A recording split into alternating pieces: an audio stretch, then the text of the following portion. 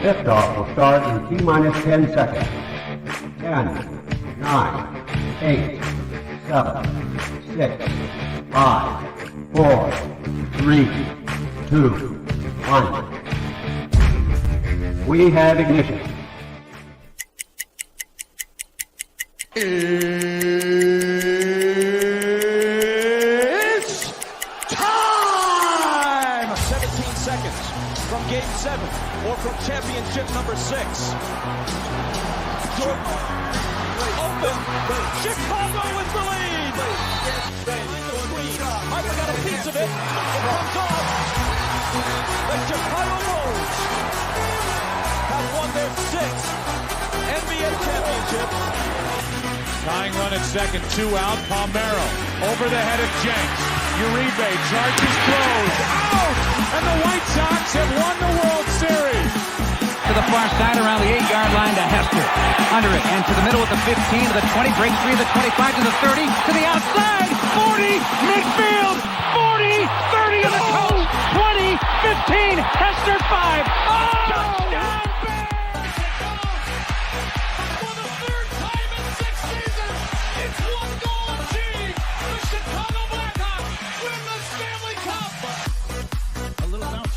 Toward Bryant. He will glove it toward Rizzo. It's in time. And the Chicago Cubs win the World Series.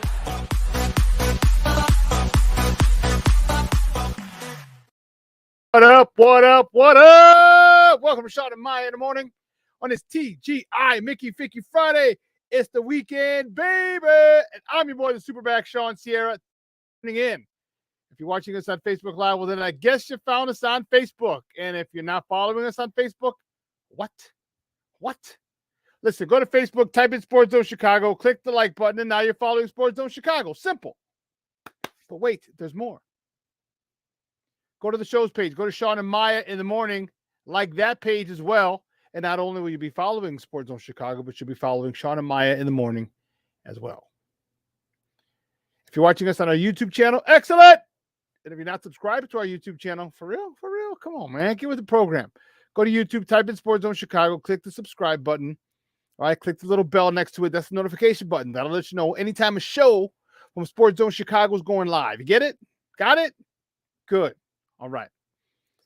Now, if you're watching us on a mobile app, yay. If you didn't know, you better ask somebody, baby. We have our own mobile app. What are you doing? How do you not know this? All right, listen. So wherever you get your apps from, right? Listen, go there. All right, whether I don't care if it's iTunes, Google Play, Amazon, Walmart, Kmart, 7-Eleven, Zayre, Zemsky, Macy, Montgomery Ward, Woolworth, Venture, wherever you get them from. You go there, you type in Sports Zone Chicago, you download it. You take us with you on the go. So not only do you get Shawn and Maya in the morning 3 days a week, not only do you get our other live shows throughout the week, not only are they archived there like they are on Facebook and YouTube, but I'll tell you what, we give you a slew. And I mean a slew of articles thanks to my man Clarence Council III. Big up to Clarence for keeping you abreast of all articles Chicago sports related.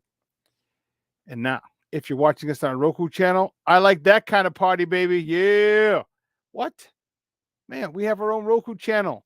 So listen, if you have a Roku television in the house, do us a favor. All right, do us a solid. Download Sports Zone Chicago's tile to your television. Put it right there next to Netflix, Amazon Prime, all right, Prime Video, HBO Max, actually it's just called Max, Hulu, Apple Plus, Disney Plus, Paramount Plus, Stars, Showtime. Just put it there. Put it right there, smack dab in the middle of all of them. You can watch us on the big screen. Heck, we're live on the big screen, right? Mickey Ficky now. That's what I'm talking about.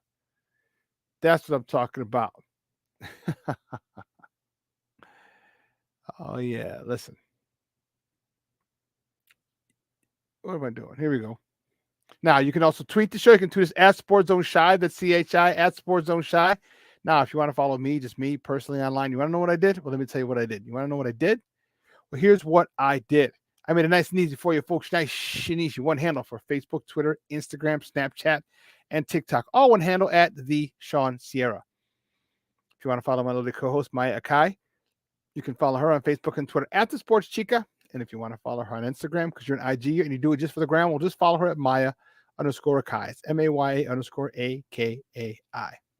Listen, we have a phenomenal show, but we need you to get interactive with us. So listen, whatever platform you're watching us on, whether it's Facebook, whether it's YouTube, whether it's our mobile app, if you have a question or comment on that particular platform, it'll come up in the thread. And guess what? I'll put it on the screen. We'll talk about it. We'll incorporate it into the show. And you know what? And that's what makes this the best morning Chicago sports talk show around. And that's you. So, you know what? Bring them all. Your questions, comments, smart-ass remarks. Because ain't nobody scared over here. Nobody. And like The Rock said, don't sing it, baby. Just bring it. Just bring them. Just put it.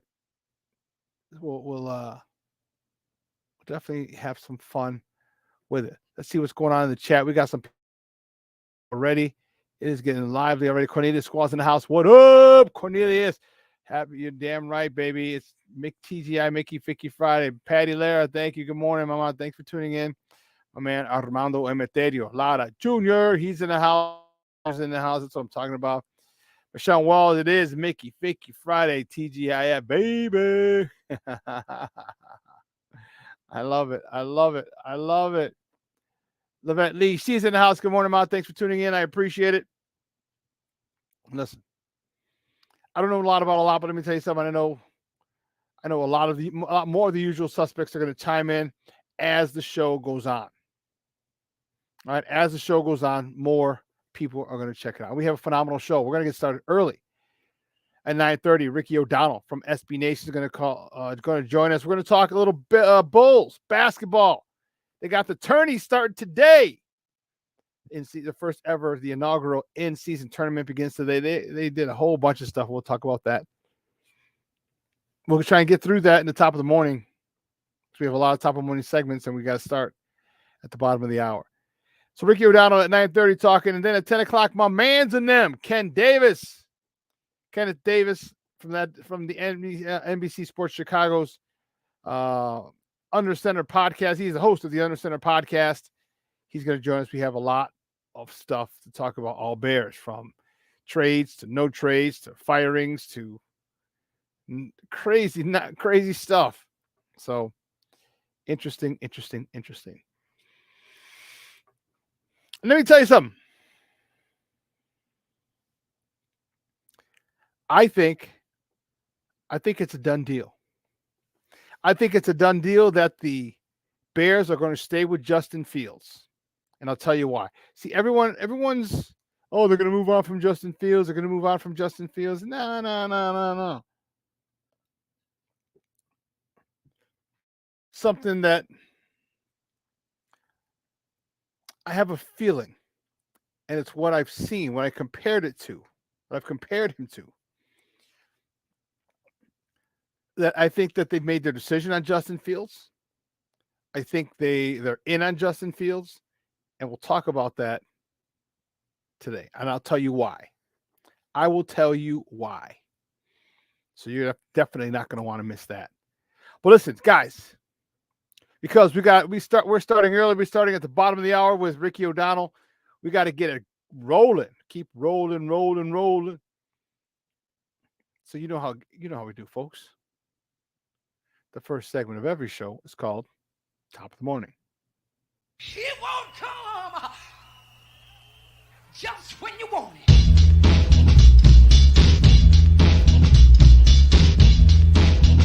Top of the morning to you. Top of the morning to you. Top of the morning to you.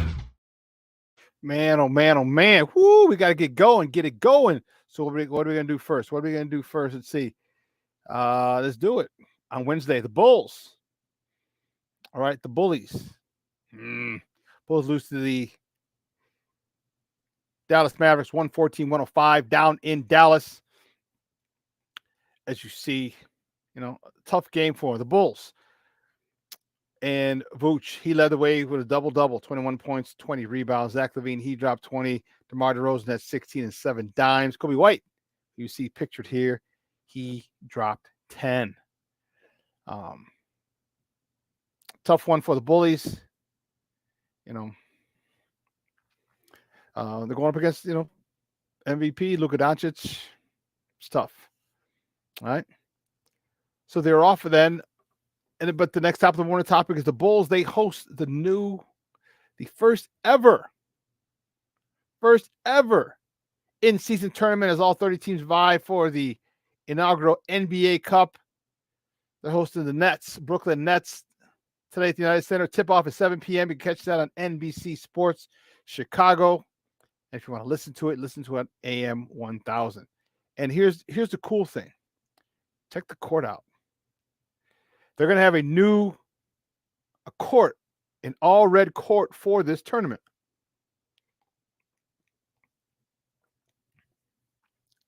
I think it looks pretty cool.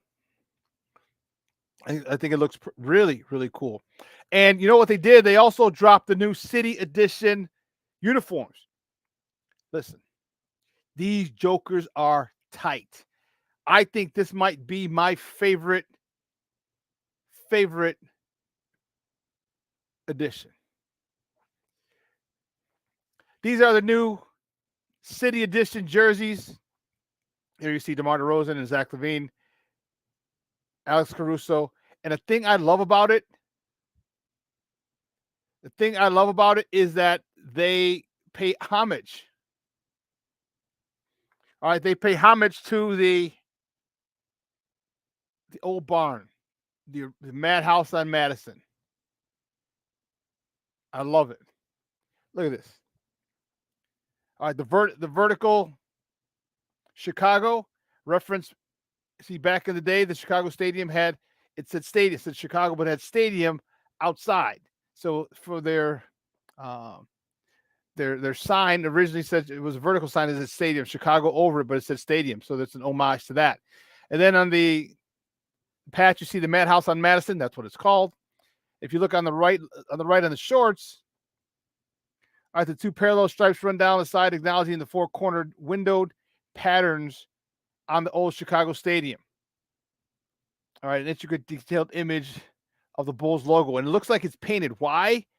If you see that on the left leg of the pant, it's because all the signs in the United Center, at the old Chicago Stadium, were hand painted. 3.5.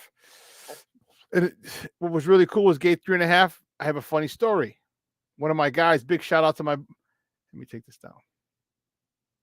Big shout out to my guy, Jay Yusa. Went to St. Rita Grammar School and St. Rita High School together. He was the gatekeeper, so to speak. Yeah, he worked gate 3.5, and that's the players' gate if you knew anything about the old stadium. And when I got transferred from the second balcony down to the main floor, I used to just hang with him. And that's where all the players would come in. The visiting team, in the bus, the home team, the Bulls, they'd all drive their own cars. And let me tell you, I was a junior in high school, and that was the best job I've ever had. And I can just tell you this. You name any basketball or hockey star in the late 80s. So this was 1987. All right. I met him. I saw him. Obviously, Michael. It was Scotty and Horace's rookie year. I've told you about these stories, but this kind of brought it back up again. Scotty and Horace, Magic, Bird, or the big three, Bird, McHale, Parrish, Barkley, Ewing, Olajuwon, you name it, Shawn Kemp. I saw him. I met him. It was awesome. Awesome, because I was just hanging out with Jay till it was time for me to be at my post. And it was the best. I'm telling you, the best job a kid can have. That spring, if you remember, that was 1988. That was the last time the NBA All-Star game was here until 3 years ago. Okay. It was a phenomenal time. Let me tell you, I loved it there. And you know what? I love the fact that they pay tribute and they honor the old barn, the Madhouse on Madison. I thought that was really, really, really, really cool for them to do.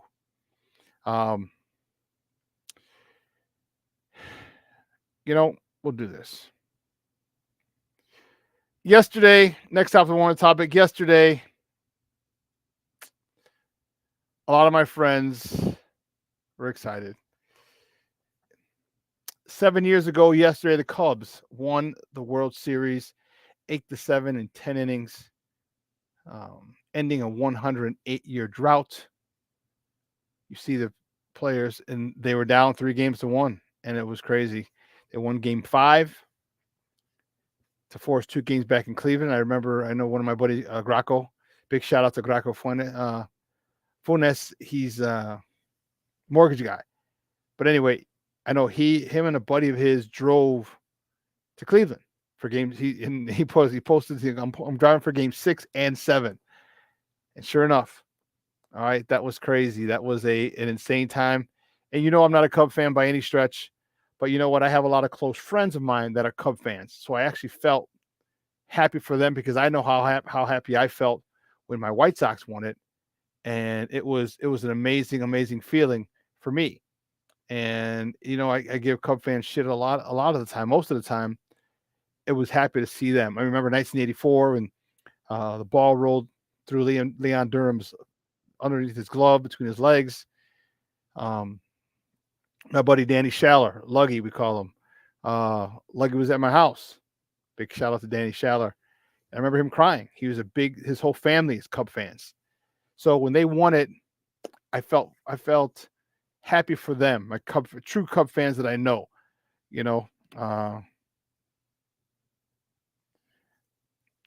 Yeah, it was awesome. Check it out. Done it before. Here's the 0-1. This is going to be a tough play. Bryant, the Cubs win the World Series. Bryant makes the play. It's over. And the Cubs have finally won it all. 8-7-10.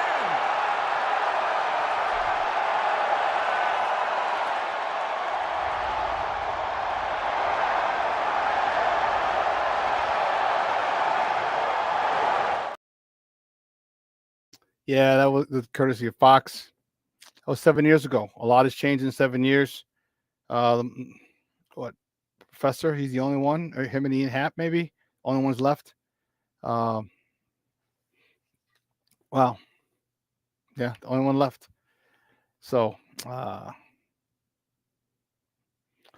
it was. Cub fans were having. I can't. I'm happy. I was happy for you. Very, very, very happy for Cub fans. Next top of the morning topic. The Texas Rangers. Right? They beat the Arizona Diamondbacks 5-0 on Wednesday to win their first World Series title.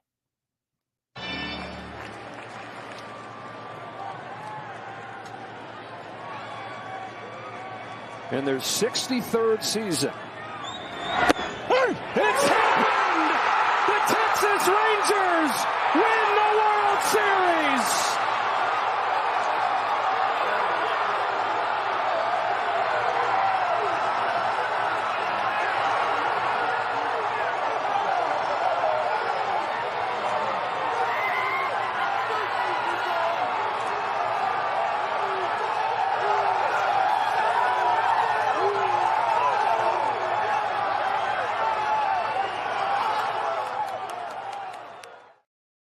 World Series in franchise history, and those clips courtesy of Fox. And you know what? It's a little bittersweet for me as a White Sox fan. You know why? Because of this guy right here. Okay? Bruce Bochy. Bruce Bochy was available last year to the White Sox at this time. And the White Sox thought, you know what? He's a 3-time World Series winning manager with the San Francisco Giants back in 2010, 2012, and 2014. Nah, let's not bring him in for an interview. Yeah, let's not bring him in for an interview. That's a good thing. And look what he's done with that team. Taking them to the World Series, captured the World Series crown. And this one hurts. Sox fans, it hurts. All right, because this shows you, this is everything we have to say about our franchise. This is typical. That was a guy that we wanted, that one of the guys that we could have had. You had Ozzie, you had Joe Girardi, you had Bruce Bochy, you had Joe Madden, you had all these guys you could interview. And you go with Pedro Grifol because you want a man you can control. Well, guess what? The Rangers didn't want a man they can control. They wanted a man who can lead them to a World Series title. That's what they wanted. And they got him. They spent money. No, they added Max Scherzer in the this season, but that's probably the issue. The Bears, the White Sox weren't going to spend any money.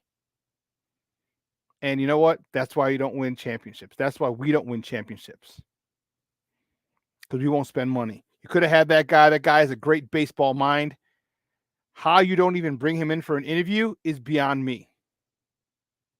Beyond me.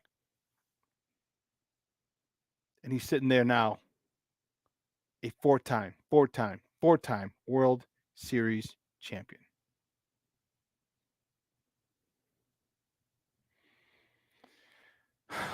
Wow. Well, there was some good news. Yesterday, the White Sox got some good news. Liam Hendricks, as voted on by his peers, was named the American League Comeback Player of the Year. Okay, he had lymphoma, non-Hodgkin's lymphoma, and was able to make it back this year.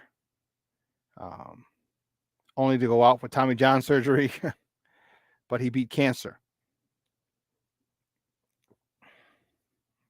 Going back from Tommy John surgery should be a piece of cake after he dealt with and beat cancer. But wait, there's more. Chicago had a clean sweep. Cody Bellinger was voted the National League Comeback Player of the Year. All right, it was a 1-year deal with a player option. And let me tell you something, he made himself a lot of money. I'm sure he's going to opt out of that. It was a 1-year prove-it deal. And he's making himself a lot of money. He made himself a lot of money. And, the thing about Cody, he was hurt. He was injured. That was the only issue. He was injured for a couple of years. His shoulder was bothering him. And people thought he was done. Well, you know what? Change of scenery did him some good. And his agent, Scott Boras, is going to make sure that his man gets Mickey Ficky paid. And you know what? I ain't mad at him. I ain't mad at him at all. Congratulations to Liam Hendricks, and congratulations to Cody Bellinger on becoming the American League and National League, respectively, Comeback Players of the Year. That's awesome. That is awesome. Some sad news. Unfortunately. Oh, I didn't put it in there. I thought I did. Well, I can. Yeah, I did. Anyway, we'll do it again. And unfortunately, there's some sad news to report.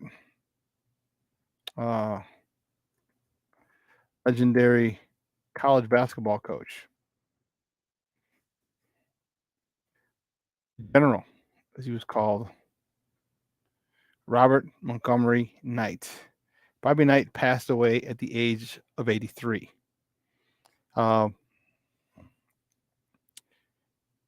He won at the time a record of 902 NCAA Division I basketball games, topping Dean Smith. That's been topped by Coach K now, one of his disciples. He won 3 national championships. 1976, his team was undefeated. 1981, the team was led by Isaiah Thomas. 1987, the team led by Keith Smart. And let me tell you, he was legendary. He was a guy, you talk about holding people accountable. You talk about, he is a throwback to that era of coaching, where it was about the coaches, it was about the team. It wasn't all about the players. It was tough. It's today's a different time.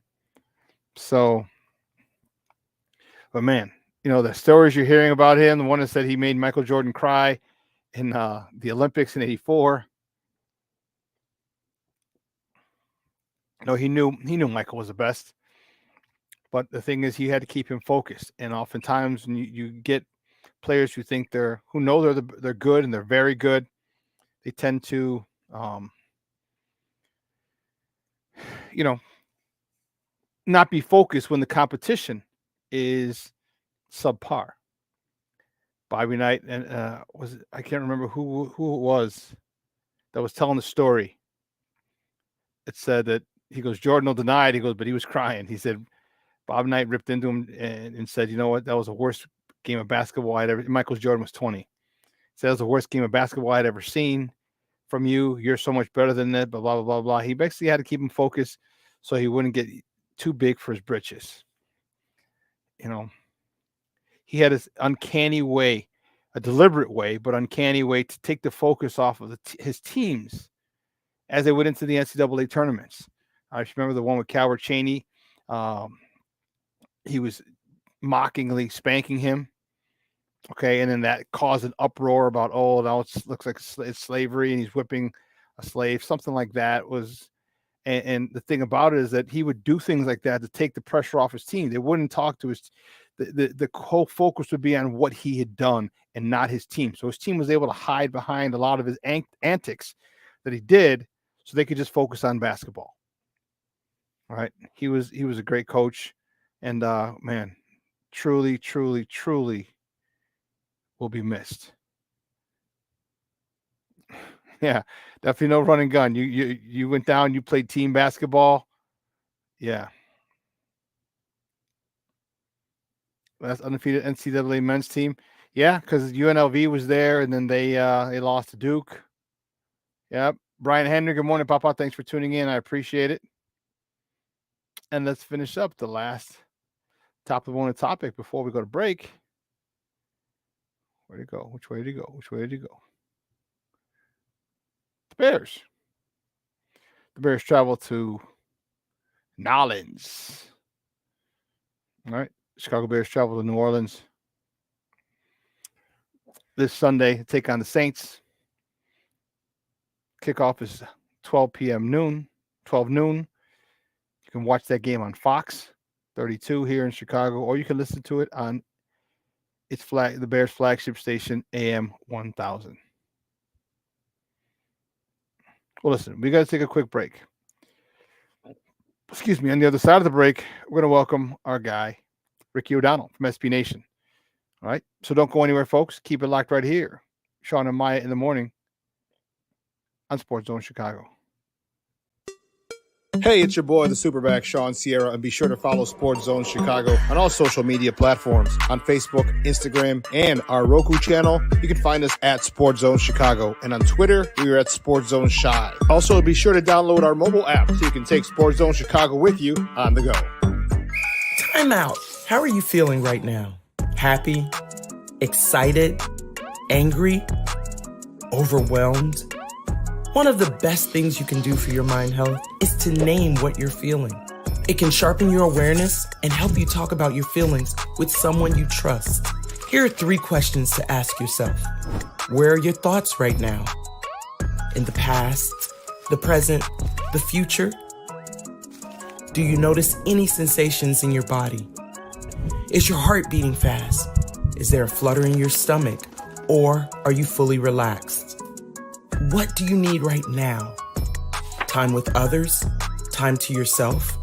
Remember, there's power in this awareness. So find ways to identify what you're feeling today.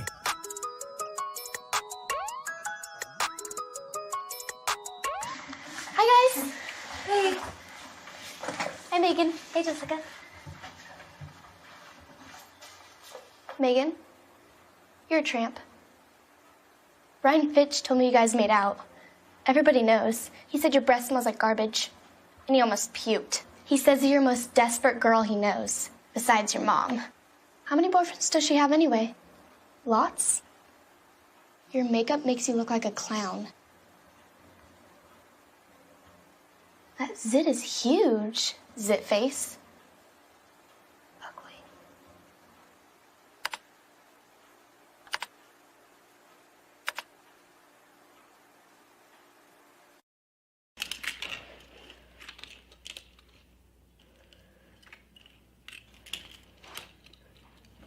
Hey, bud, what you doing? I'm playing with cars.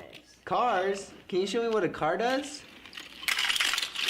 Whoa, whoa, whoa, whoa, whoa. Hold on a second. First of all, this is a school zone. So you need to put down your cell phone, stop texting, and let's get to driving. Now you're coming up to a stop sign, right? You need to slow down and stop before you hit that Y line. I want you to look left, right, left. You don't want to get hit by a car going on your left and to your right to make sure you don't get sideswiped by a guy coming from your right. You're coming, and you see a crosswalk. You better slow your horses down because the #1 rule of driving is always yield to pedestrians. Now stop, pull over, and you are done driving. Gosh, what do they teach you kids in school nowadays?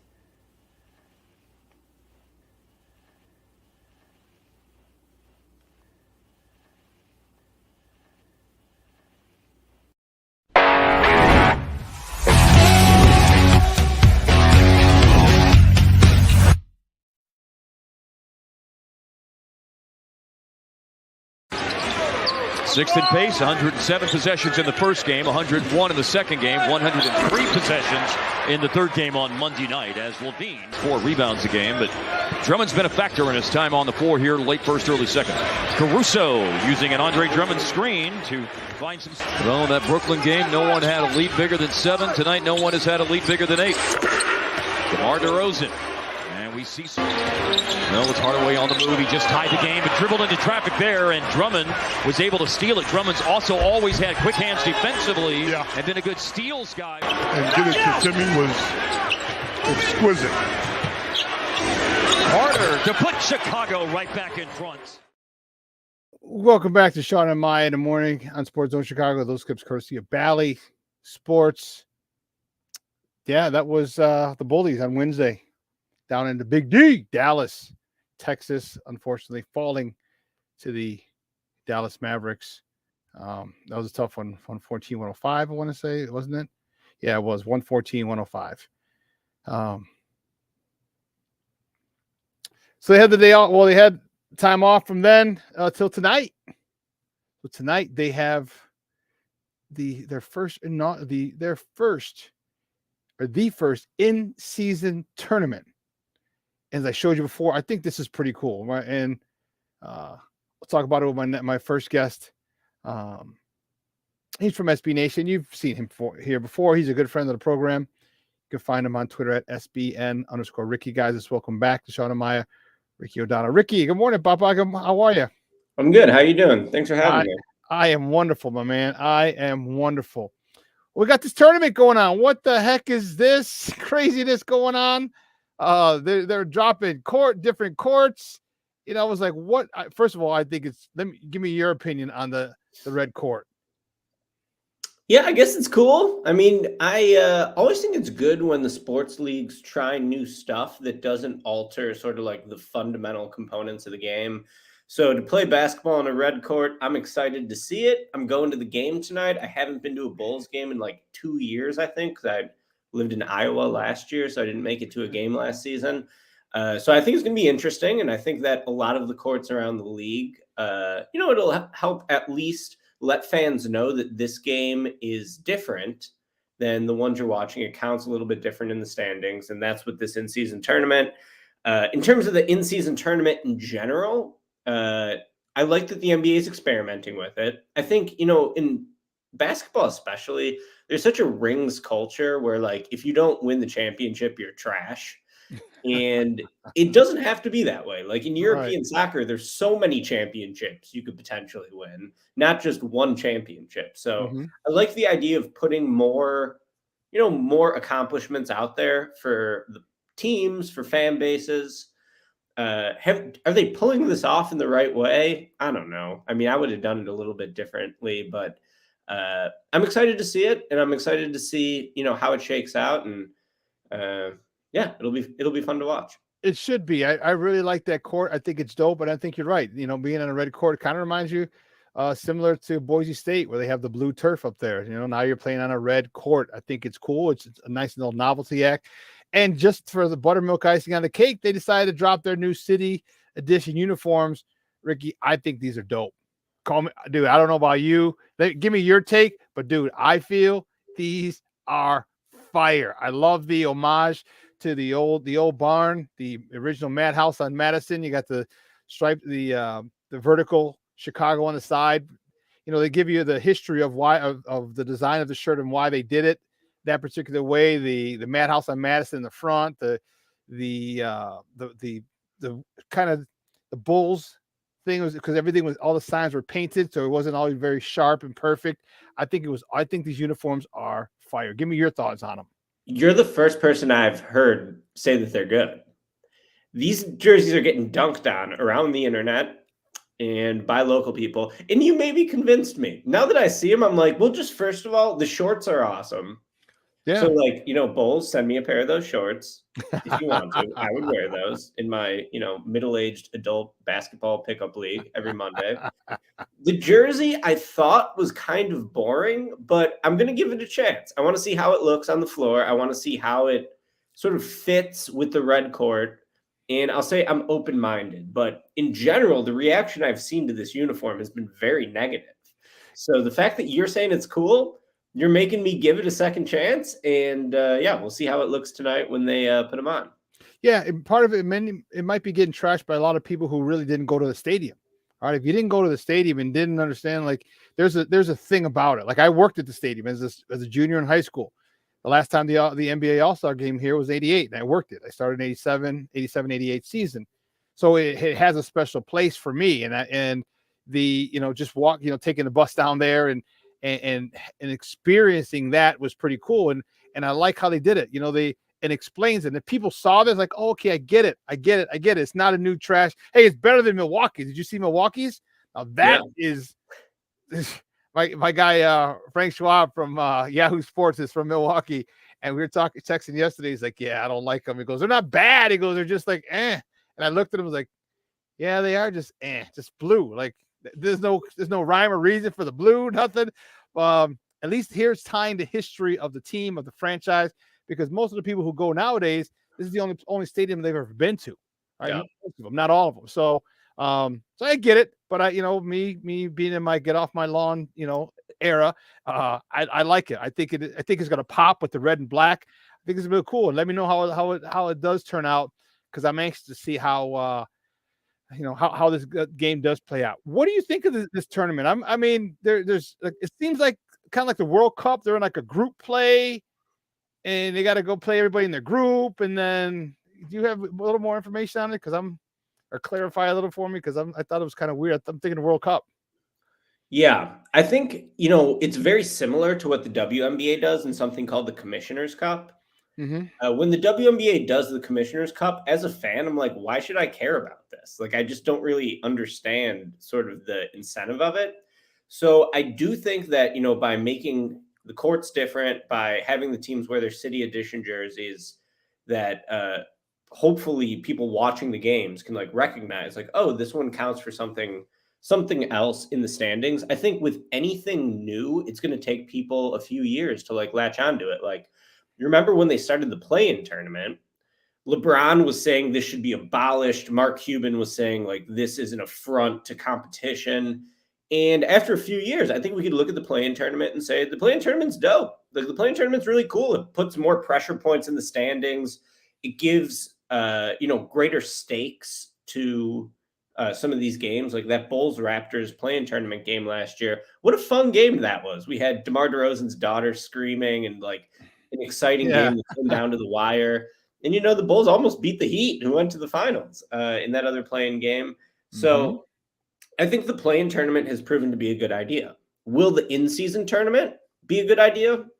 I'm willing to give it a chance. I mean, I don't know. We'll see. I would have done it differently, though, and I'll give you my quick sales pitch on how I would have done it. I think what's really great about basketball is tournament-style basketball, single elimination basketball. Whenever you get a Game 7 in the NBA, it's awesome. Yep. The caliber of play in March Madness is like usually not that good, but we love it because there's a bracket and we can bet on it, and it's fun to watch teams fight their way through the bracket. And I wish they would have done that. I wish that this would have been a season opening, single elimination, 32-team tournament. Now, you'd need 2 more teams. You could bring in anyone. You could bring in the EuroLeague champ, the G League champ, the G League Ignite prospect team, whatever it is. You could give, the teams that made the NBA finals last year a bye if you wanted to. Yeah.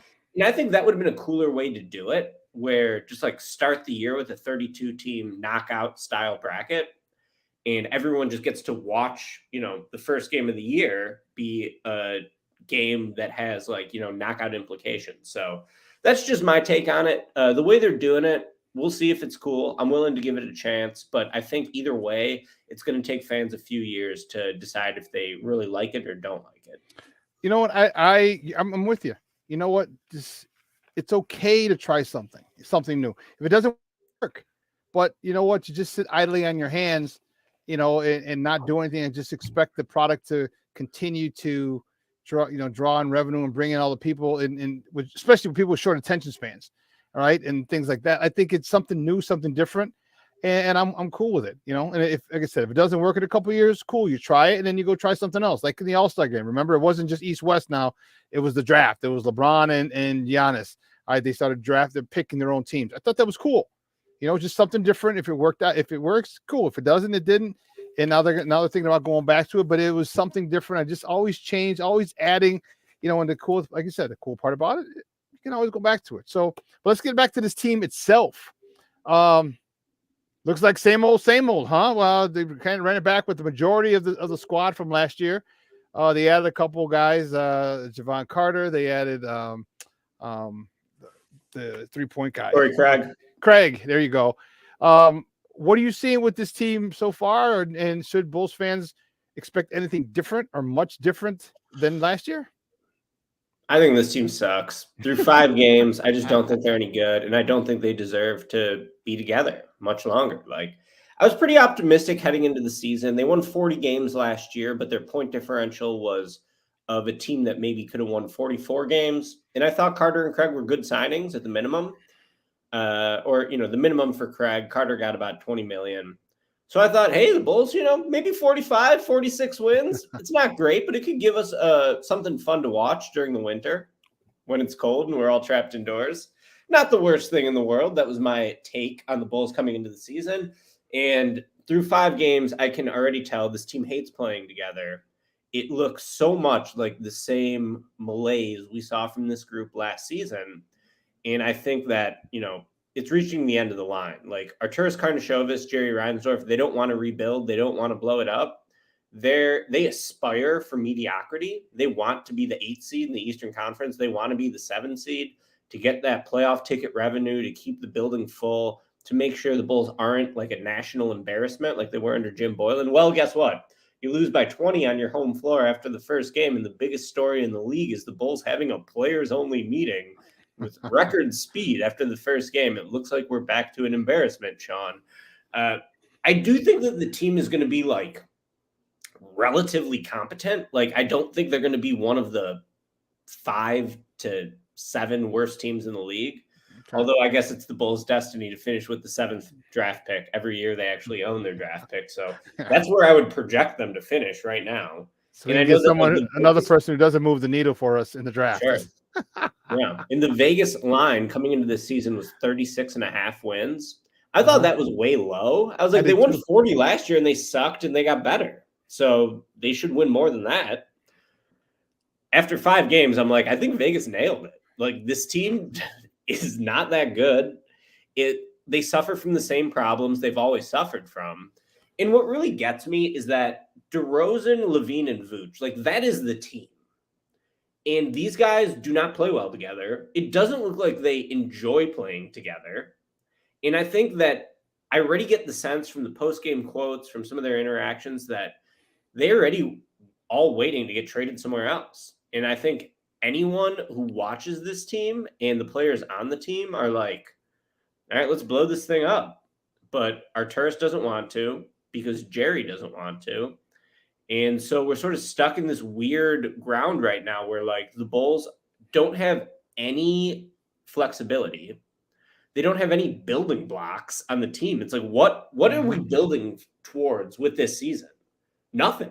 It's just a wasted season. We get to watch Patrick Williams average 3 points a game, and, like, this is our brightest prospect. Besides for that, the young players on the roster are, like, terrible. Dalen Terry is totally unplayable. Julian Phillips, I mean, we'll see, but I didn't like that draft pick. He's very raw. He's not going to contribute this year, I don't think, at all. Kobe White, people were really expecting him to take a jump this year. I was skeptical that that would happen, and I would say through 5 games, I have been correct in that. He looks bad. He hasn't been shooting the ball well. So eventually the shots will drop. Kobe will shoot 36% from 3 like always. But he just doesn't move the needle enough, and he kills the defense. So to me, this team sucks. They got to get blown up. They got to all get traded. And I just hope that, the Bulls are willing to take their medicine and to give Chicago a chance at a team that can compete for a championship down the line. Because what the Bulls are doing right now is they're striving for mediocrity, and they're not actually building towards anything. And, like, if you're not either chasing the championship or at the bottom part, like, trying to build up so you can eventually chase the championship 3 or 4 years from now, then what the hell are you doing?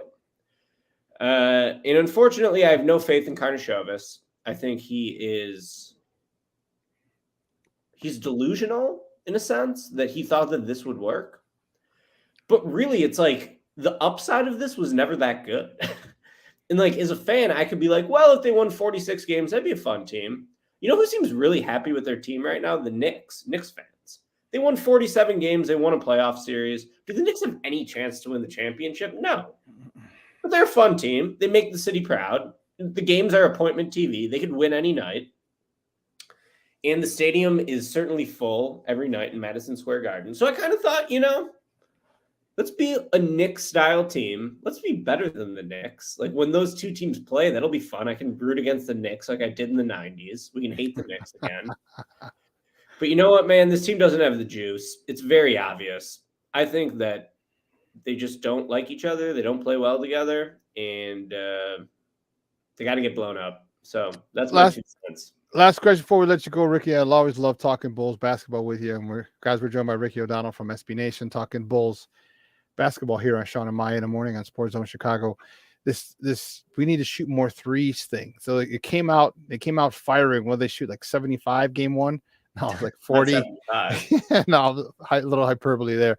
But it had like 43, 45, something like that, 47, somewhere in there, in the 40s. And then they missed a lot of them, majority of them. And then it just started to seem to go down. It seemed like they wanted to get involved in the modern NBA of shooting threes, but they don't have the guys to shoot threes. What are you going to do? Is you're just going to have people like DeMar stop shooting threes. Stop shooting threes, DeMar. Zach needs to shoot threes off the pass, off the catch and shoot. He's got to do that. Other than that, him, Kobe, Patrick Williams hasn't developed. That's a waste. This is his 4th year in the league. Like, you figure he would have got so much better, but I think all his problems are up there. What do we have any shot at all of at least being a decent 3-point shooting team, or is it just going to be another thing to the Bulls laughing at our attempt to be current in the modern NBA? The only stat I care about for the Bulls this year is 3-point attempts per game, because they were dead last 2 years ago. They were dead last year.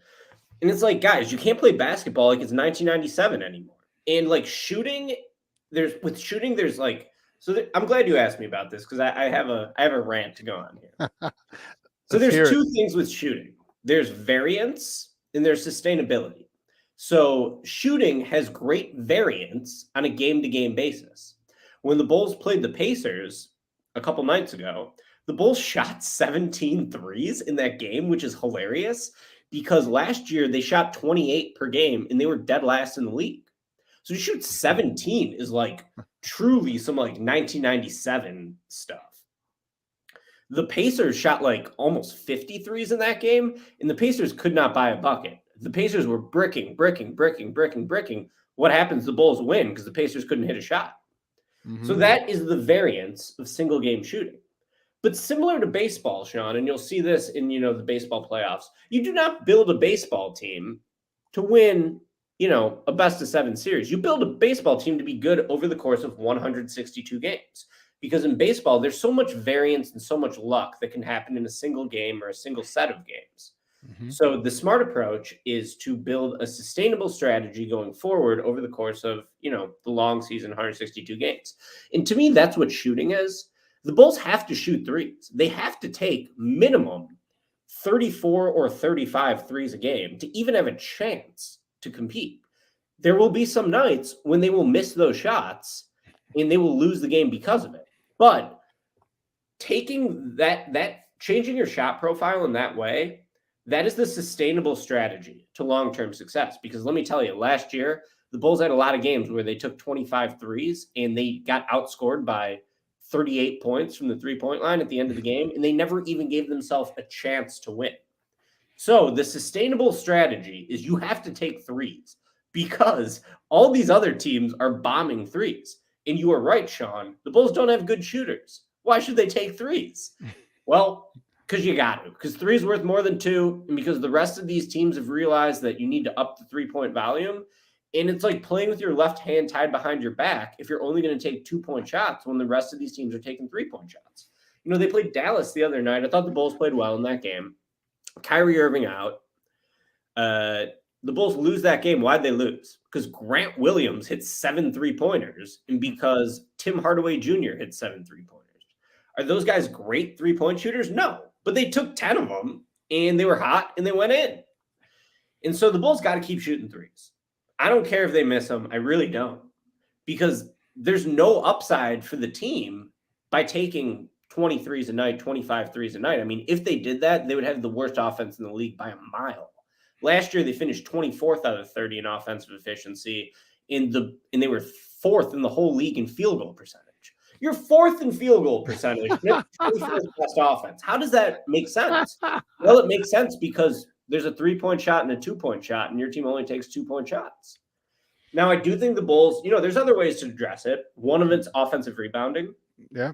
The Bulls have finally fixed the offensive rebounding. Last year, worst offensive rebounding team in the league. You're like bottom 3, I think.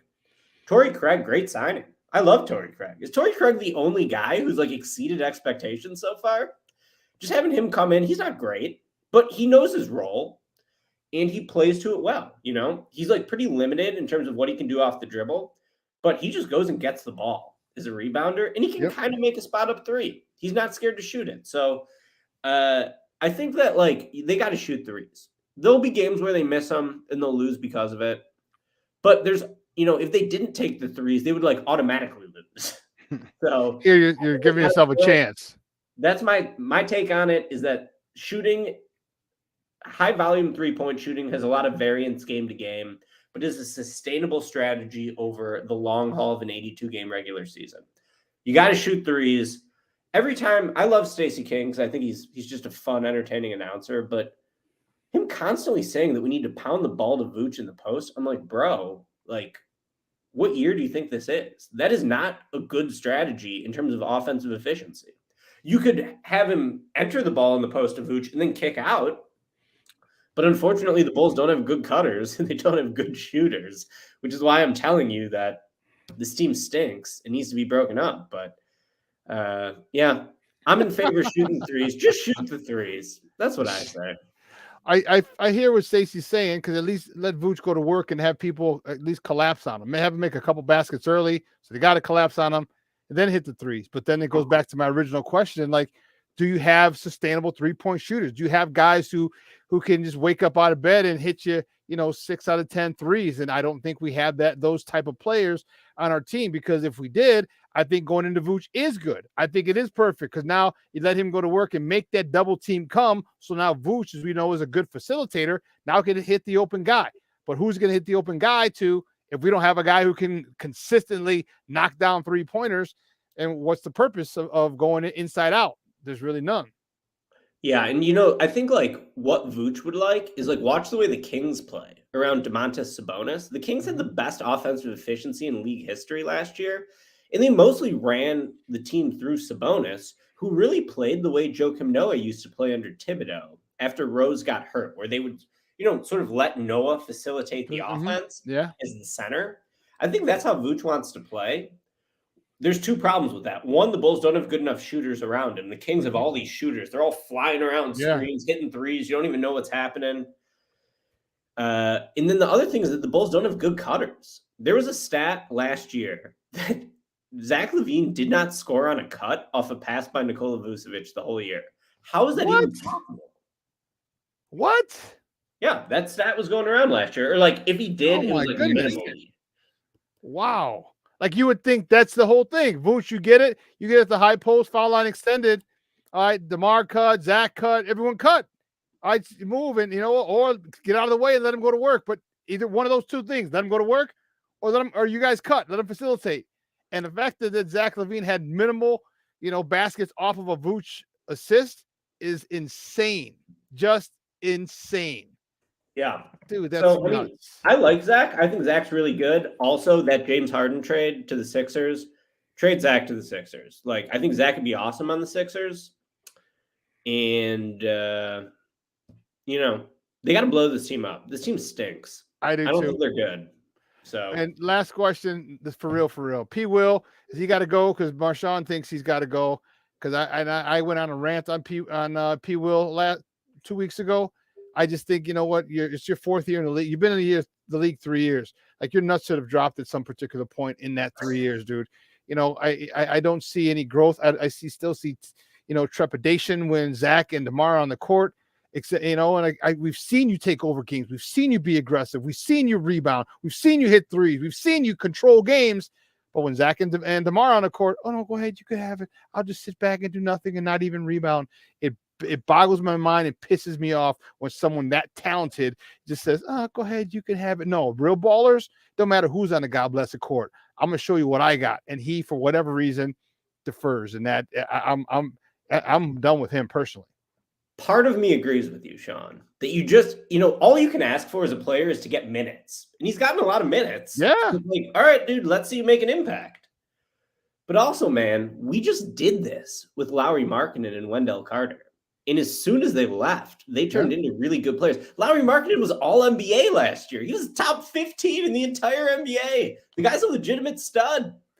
Wendell Carter looks really good in Orlando. I've been watching a lot of Orlando. I watched the Orlando-Utah game last night. Watched Carter and Markkanen square off. Carter actually broke his finger on the last play of the game.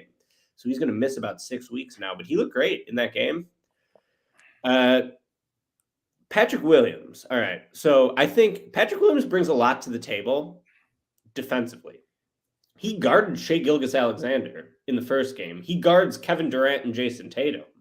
And he has the build that you need to play NBA defense. And I think right now, Patrick Williams is a good defensive forward.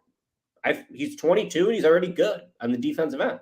He loses some value because he doesn't defensive rebound, but the Bulls are a very good defensive rebounding team.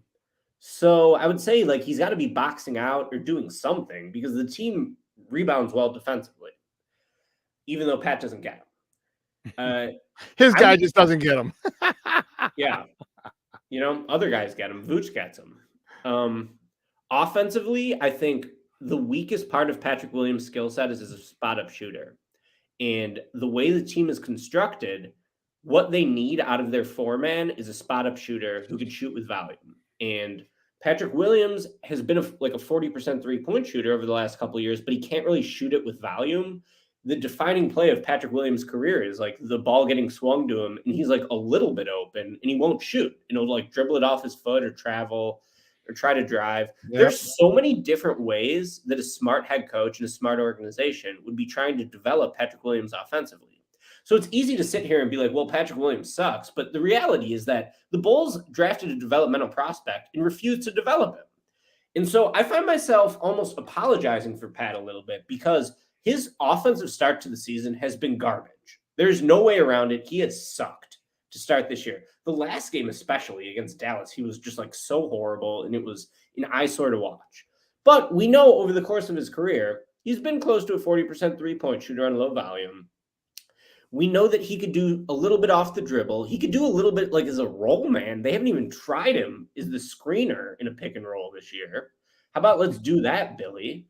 And I just think there's definitely a better offensive role to maximize Patrick Williams. I think Billy doesn't do it. I don't think Billy's a good offensive head coach at all. I mean, the numbers show that. They have the 25th best offense with 3 offensive stars leading the team. Like, how is that even possible? Billy's a great defensive coach.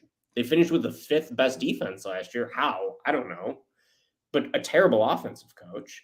And I think that the Bulls have done nothing organizationally to develop Patrick Williams, and the demonization of Patrick Williams at the start of this season is so similar to what we've seen with Carter and Markkanen, who have gone on to greater success other places. Pat has been disappointing. I agree with you to a large extent, Shawn, that Patrick, just do something, bro. But can we put him in position to succeed? What have we done to help Pat?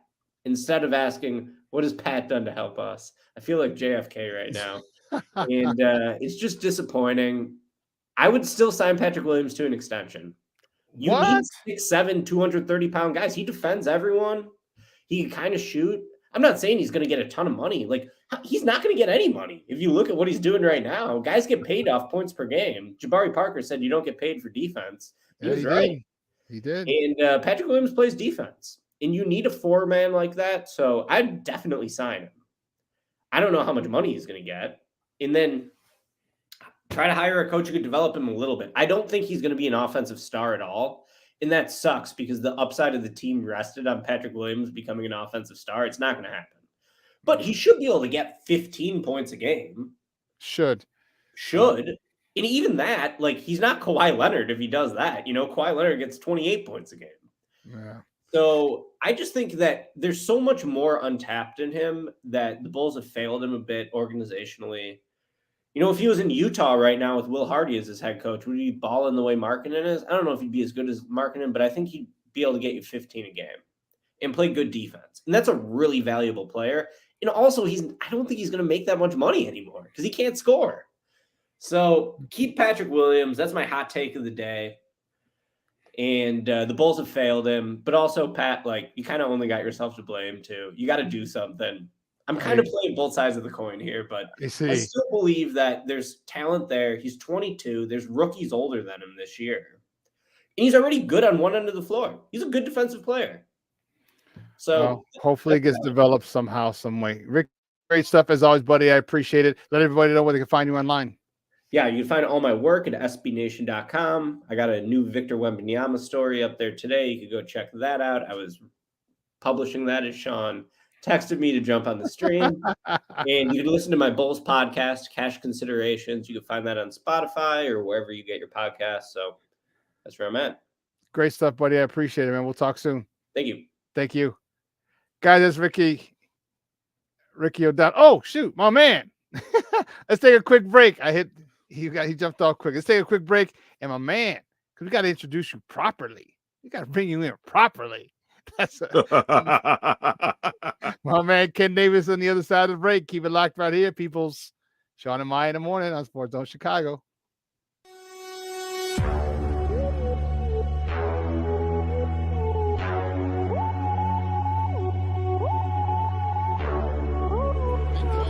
To run for 17, back he goes. Here comes Chubb. There goes the ball. Touchdown! Jones about at the left tackle. Time for Fields. Now he'll accelerate to get the first down. Great tackles, and he's off to the races. Oh, he got a terrific block. For every generation, it has started with the call to serve. Discovering the purpose and the belonging earned with the title. Learning to dig deep and push through adversity together. Defending our nation and its people. It is a life of great worth and reward. But Marines are never really finished serving.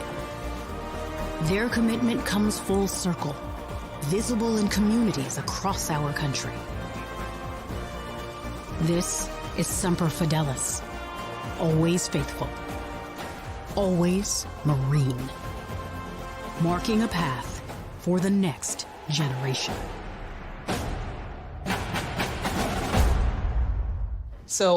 Well, welcome. How surprised are you that you're here right now? How do you feel about this landing spot?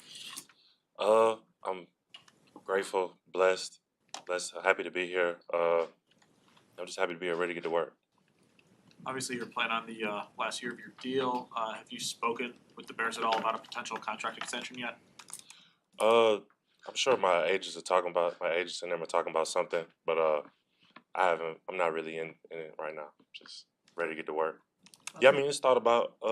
Obviously, a player always wants to have security playing the sport that we playing. But I mean, I'm sure everything will work itself out. Yeah, I'm just taking it one day at a time. Everything is happening kind of fast right now. Just waiting for it to slow down, and we hit the ground running when we get there. My man, that is a new guy. That's the sackster, the run stopper. He does it all. But you know what? We're going to bring my man in right. My man, he's the host of the Undercenter podcast on NBC Sports Chicago. It's Ken Davis time.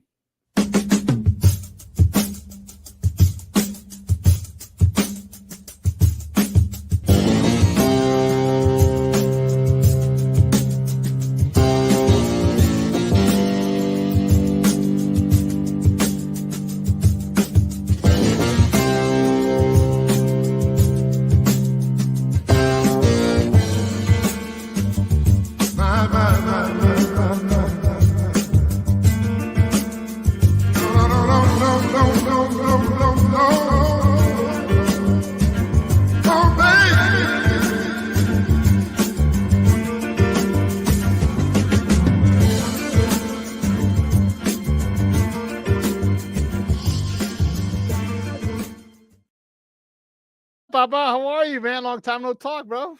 I'm good, man. How are all y'all doing over here, man? We're doing good. We are doing well. good. Thank you for asking. Thank you for asking. No, it's good to see you. It's good to see the chat lit. Talking Bulls basketball and Pete Will. I'm laughing like everything's good where I work, but I'm just giving my laugh out. Oh man, that Bulls basketball. I went on a rant a couple weeks ago. I went off on him, Cody Whitehair, Justin Fields, Yo-Yo, Tim Anderson. Yeah, dude, this is a lot. I was like, grow the hell up, bro. Like, everybody, grow up. Like, stop. You know what I mean? Like, you're professionals. Like, get it done. You know what I mean? Like, you're, and I wouldn't give a shit if they weren't that talented. You know what I mean? Like, I wouldn't care if you suck. I'm like, I'm not going to force you to be a superstar if you don't have that talent. These guys are talented, but you just, you want to go shoot videos. You want to, take routine ground balls. Off. Wait, hold up. You finally snapped a yo-yo 5 years later for dancing in the streets for the jumper, the rumper. 5 years later. Leave that alone. That was still tight.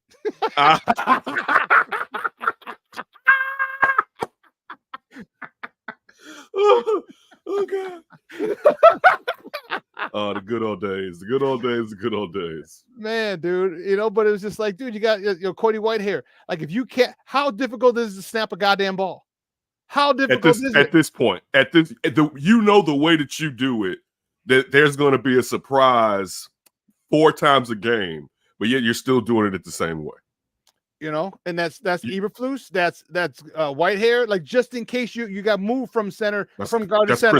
That's Chris Morgan. Chris Morgan. Like, it doesn't take, dude. It literally takes 10 minutes a day, all off season. 10 minutes a day. Get it. If you don't have, and you got enough people back there at Hallis Hall, you got people there. Just put a ball. Sure. Have a guy with 4 footballs and snap. Give me one. Snap. Boom. Snap. It's like an assembly line, and that's it. He should be practicing anyway because he's the backup if he's not the starter.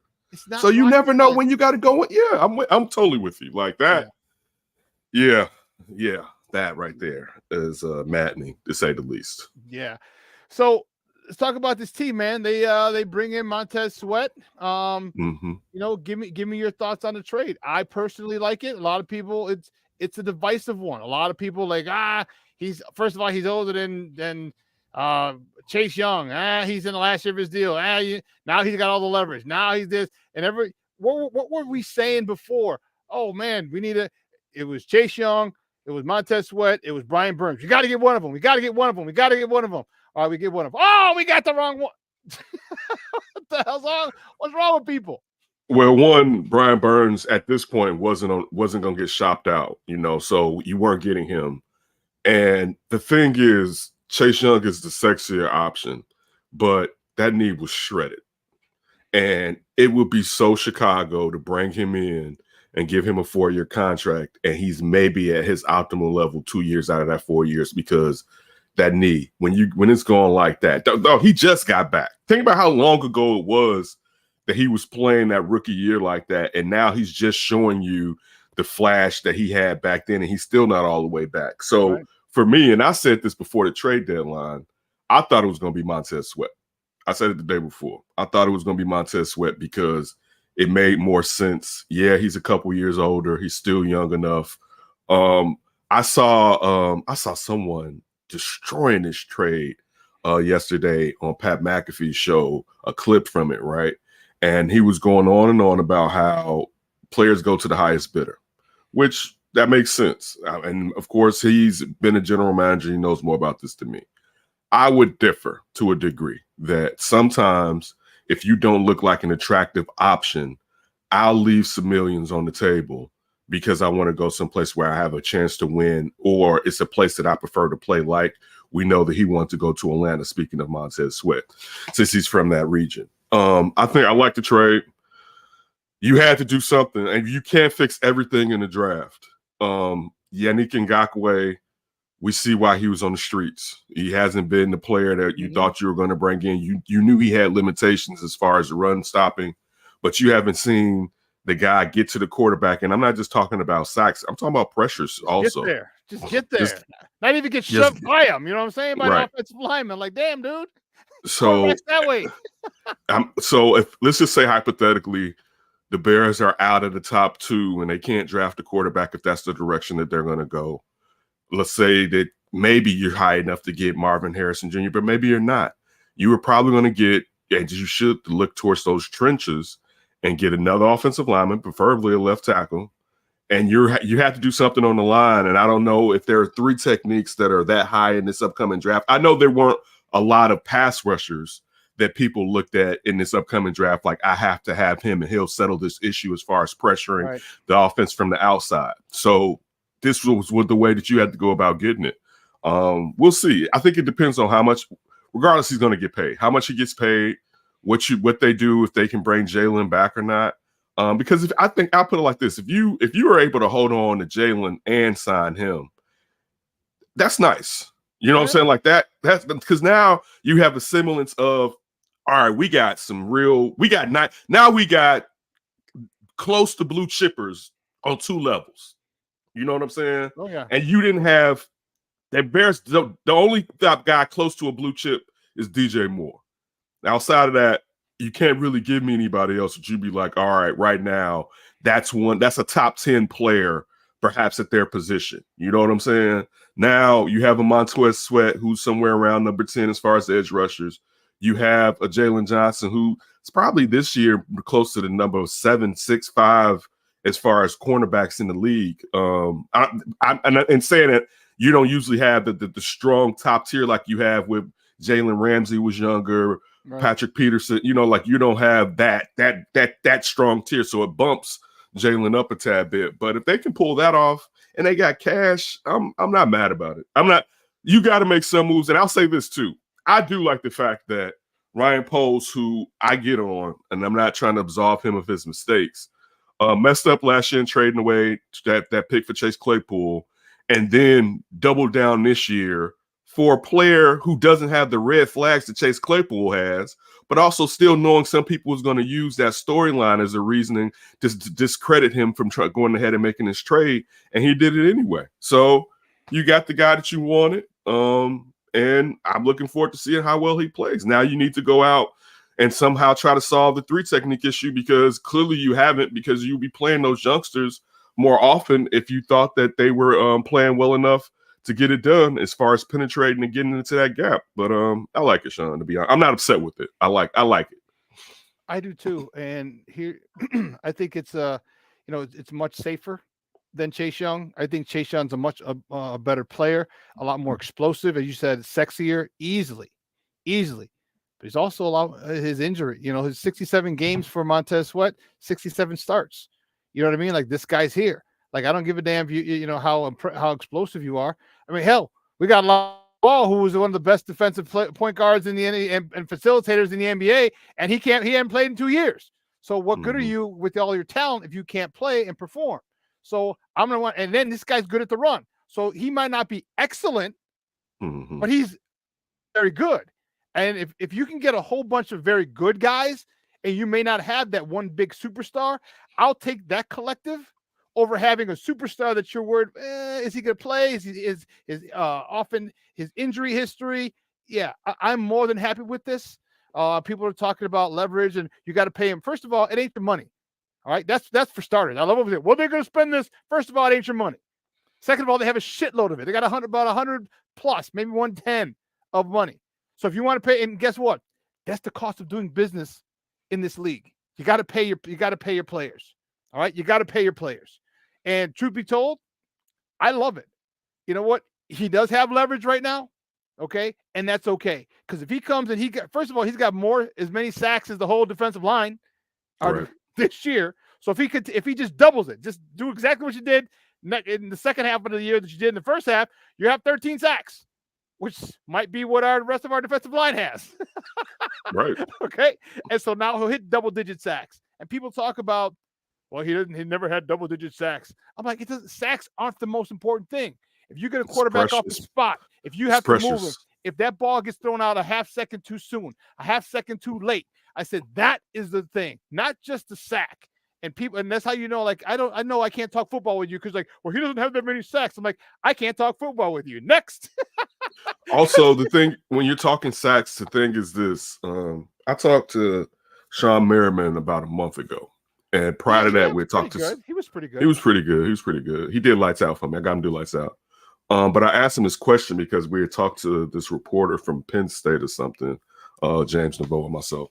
And we were talking about pressures. And the thing is, how these offenses are set up for the most part, you can't get to the quarterback as often as you used to be able to get to the quarterback.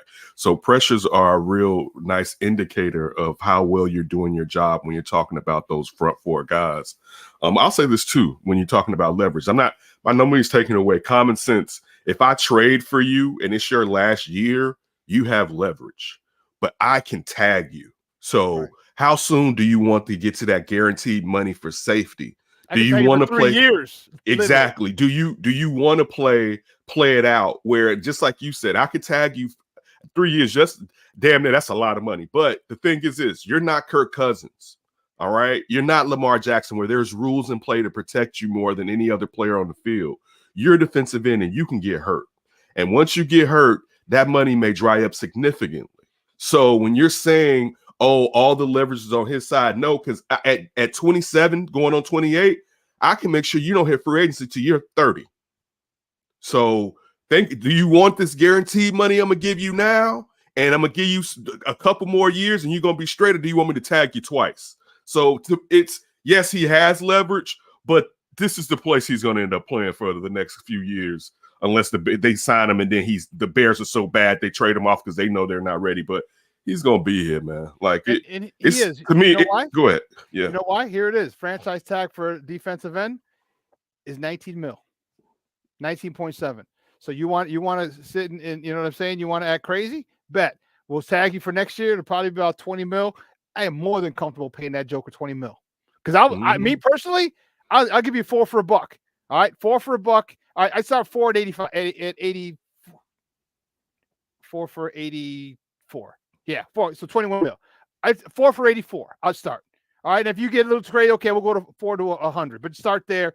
And if not, cool. We're hitting you with 20 with the tag. Hit your 20 with 21 the next year with the tag. 22 the next year with the tag. And guess what? You would have had a hell of a lot more money if you'd have just done that initially. And safety.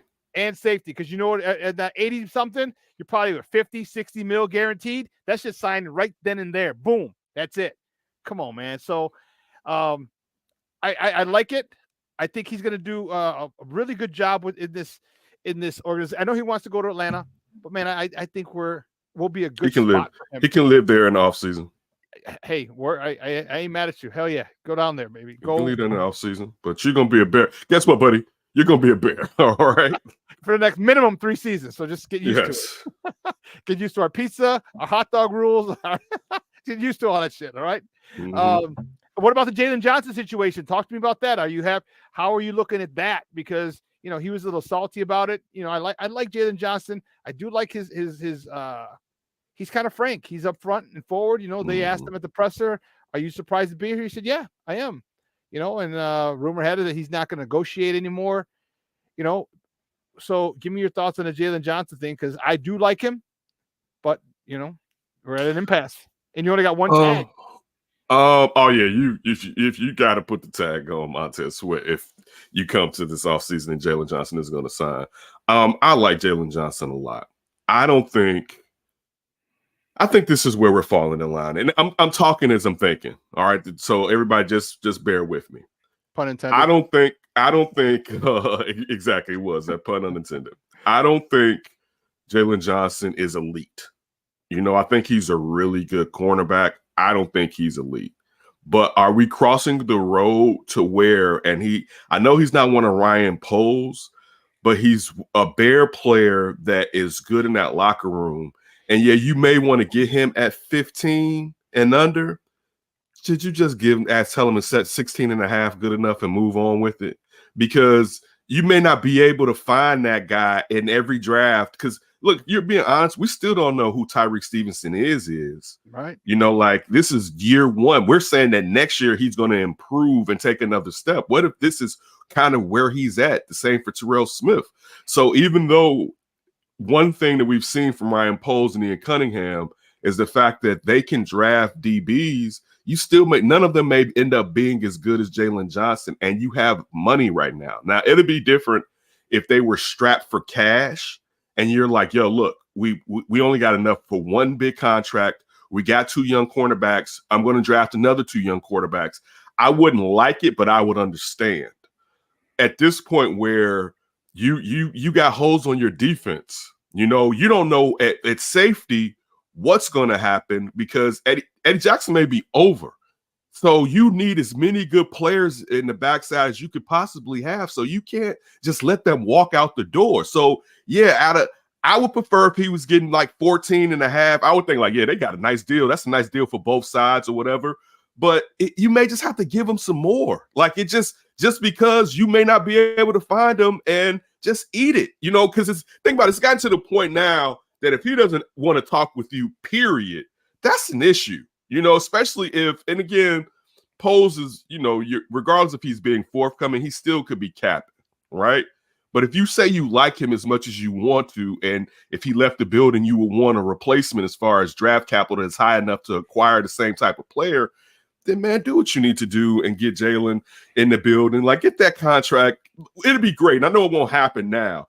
It'd be great to see he sign today, Montez Sweat sign tomorrow. But you get what I'm saying, even if it's next week, where you knock it out and you take that narrative totally off the board. We're not even talking about it anymore for the remainder of the season. But I get, and I'll say this too, for Jalen Johnson, he may just be tired of this shit. Like, does he come off like a player that doesn't care about winning? Like, he may be, dog, every month and a half, another coach is getting fired in that building or let go or resigning. It's like, at some point, what's that meme with the dog in the burning house? And he's like, everything's cool. Like, at some point, you like, nah, dude, this house is on fire. Like, let me grab my shit. Yeah, so, yeah. Yeah, so that's where it's kind of like it may be the point where one, think about this, all right? I always go to relationship analogies, right? Yeah. So let's think about this for anybody, male, women, whatever. You dealing with somebody and you like them. You like them, you like them a lot, but you also kind of like, I see your red flags, but you know what? We can make this work. We can make it work. And you sit there and you give them an opportunity to commit. And then they like, I don't know about it. You're like, I was being nice to you, right? Like, how the hell you going? You the courtesy. Yes, I'm extending this to you, and you gonna tell me you don't want me? Oh, for real? And then so now I'm supposed to come back? No, it's a wrap, and that may be how he feels. Where he's like, you know what? Y'all don't have y'all stuff together. Pay me. I like it here. I'll stay and see if we can make it work. And then when they don't want to give him the break, he's like, dude, I'm doing you a solid. You know what I'm saying? Like in these streets, teams want me in these streets. And again, someone's going to pay him. Don't get it too. They may not have wanted to trade a second round pick for him because those teams are like, yo, we can get him in the offseason. You know what I'm saying? So that's probably what happened. But yeah, man, I see his point. I wish that they had taken care of it. If he's not here next season, it's gonna be bad. They're gonna have to try to replace him, and they're gonna have to learn from this type of mistake. Ryan Poles is gonna have to learn. Sometimes, dog, you just gotta pay. You do. Like sometimes quarterback's 18 mil. Cornerback going into this year, 18 mil. So it'll be probably close to 19 mil next year for the franchise tag. The transition tag, all right, that's 15.7, 15.79 mil. All right, you can transition tag him, say, all right, man, go. All right, and you know what? If I were Ryan Poles and I had to do it, I'm definitely signing Sweat. All right, I'll have to overpay for him, and again, that's the cost of doing business sometimes. And then I will transition tag or franchise tag. Just say, hey, just out of show of good faith, I'll franchise tag you. You know what I mean? I'll franchise tag you because it's 15 and it's 15.79, and if someone gives you more, well, I have the right to match it. Or you could just say, hey, you know what? Bump it. I'll just give you. I'll instead of transition, I'll just give you the franchise at 18. All right, we don't even deal with the franchise. The thing is, if they franchise him, no one's going to trade for him unless you remove the franchise tag, because you got to think about how much they would have to give you if you traded them. I'm with you. I'm be honest with you. I'm a franchise tag his ass so we can negotiate, because it's the same thing with Montez Sweat. I mean, like, but at least Sweat was a first round pick, even though it was the backside of the first round. You're a second round pick, buddy. You want to get some bread? You know what I'm saying? So I can hold you up a whole nother year from hitting that market, because I tagged your ass. So what you gonna do, right? Or you can use this as coming back to this table and talking to me. Let's solve this so that you can have some guaranteed money for you and your child, the stability that you have afforded yourself with the play that you've done on the field, that you've earned. He's earned a point to be at this point right now. But yeah, I'm going to use whatever I have in my toolkit as a general manager to keep that talent in my building and try to negotiate with that talent about, let's long-term do this. I'm not going to just let you walk. And look, there's nobody else on. Like, if we're all under the assumption that, look, sign Montez, they're going to sign Montez, you tag Jalen. You might even just tag him first. Say, hey, we're tagging you. Montez, give me 1 second. Tag. Let's talk. You ain't going nowhere. We're talking. Well, you can't risk Montez walking, because then now if you sit there and you don't tag Montez Sweat and he hasn't signed a contract, Ron Post will be the dumbest idiot on the planet, because you brought in this player on a bad team that's not going to make the playoffs. You brought this so this isn't for necessarily this season. I'm not saying he's not going to help this season, but we're talking about doing something this season as far as going after a chip.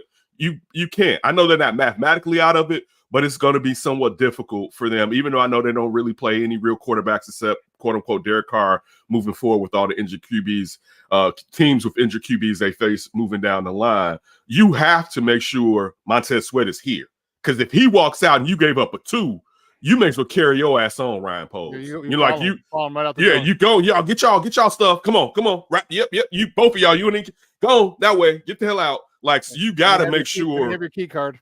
Yeah, give me that. Give me that. You got to make sure.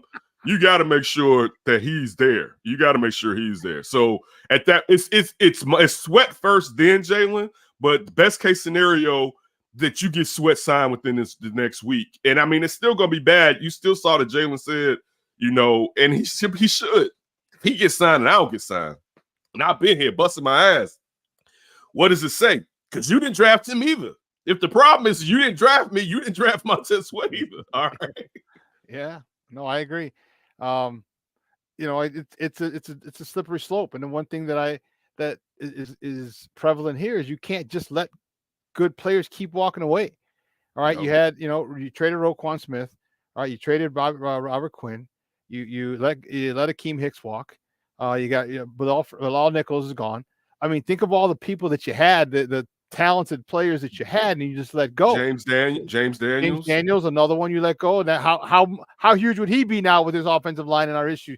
You know what I mean? So, there are people that you let go that just that you can't do that. If you want to be a good team, you just can't let and then what's it saying to your people? What's it saying to your guys in the locker room? They draft you, they develop you, and then we don't pay you. Well, yeah, that's kind of shitty. And then if that's the case, what guys want to come here? Like, it's a lot is being said about is being watched about how this whole thing goes down. You know what? Hopefully they come out both same day, Montez Sweat and Jalen Johnson. Or you know what? We got Montez Sweats. You know what? We're close with Jalen Johnson for a PR standpoint. Hold off on this till tomorrow. We should get this thing done tomorrow. Get Jalen out. All right, Yeah. we'll get it done, and then we'll sign both. We'll say, you know, on Friday or 3 days from now, both of you will announce it. I think that will be the best move for him because Jalen might be in his feelings. Okay, I get it. You know, but you can't. But here's the thing that I'm worried. I'm wondering though, Ken. He said it publicly. Okay, obviously could be public-private, two different things. But he said, he goes, I'm not trying to, reset the market. I'm not trying to, yeah. So then where's the discord at? You know what I mean? Where I'm trying to figure out where their numbers are at, where how big that gap is. Because does he want 18 mil? Because he wants stuff that Diggs got from Dallas, and I don't remember what he got. So he don't get those picks like Diggs gets those picks. Yeah. Jalen Diggs, what's his name? It's not Stefan. No, it's his brother. It's what's the name?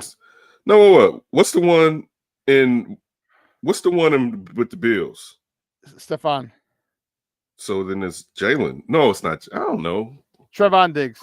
Yeah, I was actually gonna say Trevon, but yeah. I was like, that sounds ridiculous. I won't say that. Yeah, Trevon. Okay, yeah, Trevon Diggs, and he's looking because they're picked pretty close to each other, so he's looking at, yeah. But then again, he's got 18 interceptions. All right, so you're not going to get that type of money, and yeah, he's playing with. I'll say this: he's playing with a lot better pass rush too. Trevon Diggs, if you think about what the type of that pressure that Dallas has been able to put on teams, even before Michael Parsons got there, but even when you add Michael Parsons. So what happens if he gets 4 more picks this year? All right, because of Montez Sweat, now it helps him out. It helps him out when he goes out there in free agency. If the Bears are going to let him walk, it adds to another team's reasoning when they tell their fan base why they gave Jalen as much money as they gave him.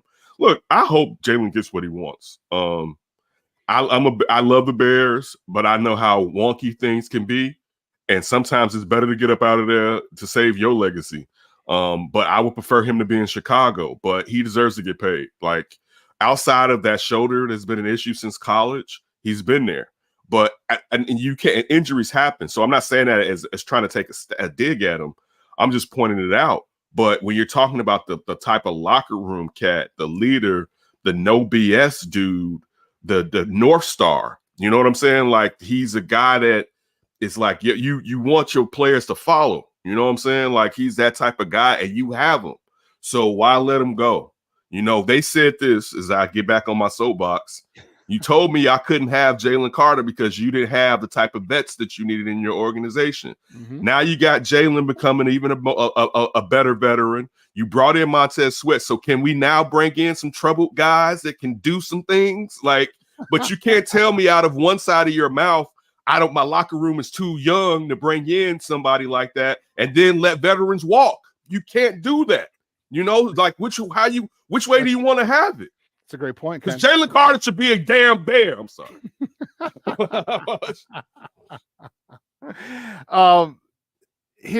So I said it earlier, and I said the Bears are sticking with Justin Fields, and I know what, and I've had plenty of conversations about it, and here's why. So I'm looking at Justin. All right, of course he's got to do something. Right, Justin.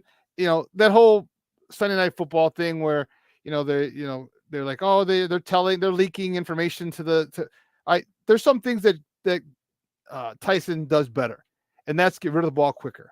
That's read quicker. All right. That's make decisions quicker. All right. For whatever reason. All right. And I think it's because the biggest thing is he's had 2,000 snaps in college, bro. That's his junior year. He had more snaps than Justin had, more pass attempts. Excuse me. He had more pass attempts than Justin had his last 2 years at Ohio State. That says something. All right, because there's not a lot of situations. There's not a lot of situations you haven't been in. You know got what to I mean? remember the pandemic. You got to add the pandemic to that too. Remember the Big Ten and ACC only played. They didn't play their usual allotment of games because they weren't going to play until Justin and Trevor Lawrence and a bunch of players came out and said they wanted to play. Which, if Justin never did, he would have been the second pick in that draft because they used that season against him. If you really go back and think about it, but I'm just adding to that. He didn't. His second year, he didn't play a full season. Basically, not saying it changes what you're saying about Tyson Bagent. Right. So, but I think there's some things he needs to do, but there's some things that he does well. And so I was like, let me look at some stats. And here's my question. So I'm gonna give you these stats, and we'll see. Guess what quarterback this is? So this quarterback has, for 17 games, his season had 90. You see it 90.9 QBR, 3,000 yards passing, 12, 4, 26. All right. That's a good one. I think if Justin hits those, that's good. All right. If Justin hit this in a season, would you take those? Wait, I mean, because this is like a trick question, right? Because the only thing, like, if this, this has to be Lamar Jackson. If it's not, like, who else could this be if it's not Justin? Or what? Like, you said 17. Yeah, that's what I said. You're not getting me with that. You're not getting me with that. But what I'm saying is this. So you saw what he's done in 17 games. Okay. This is what he's done in one season. And think of the season that he's had. All right, 2-15. When you actually got rid of all the defense, you got rid of Roquan, you got rid of Robert Quinn, you got rid of Bilal Nichols, you got rid of everybody. You cut it down to the studs, and you still had 6, 7 one-score games because of this guy. Now you got some better help on defense. Defense against the run went from 31st in the league to like 2nd or 3rd now in the league. All right, this defense is getting better under Flus. The offense just needs to get healthy. And my biggest thing is Getsy needs to call plays to help him like he did last year. I think you stay with Justin Fields. I think this is if you get the first pick in the draft, you're saying? Yes. And trade it for a haul. You are bugging. You are bugging now. No. You are totally. I love this. First of all, I love me some Justin Fields. Never get it twisted. The same thing I said about Jalen as far as hoping that he finds a place is great for him.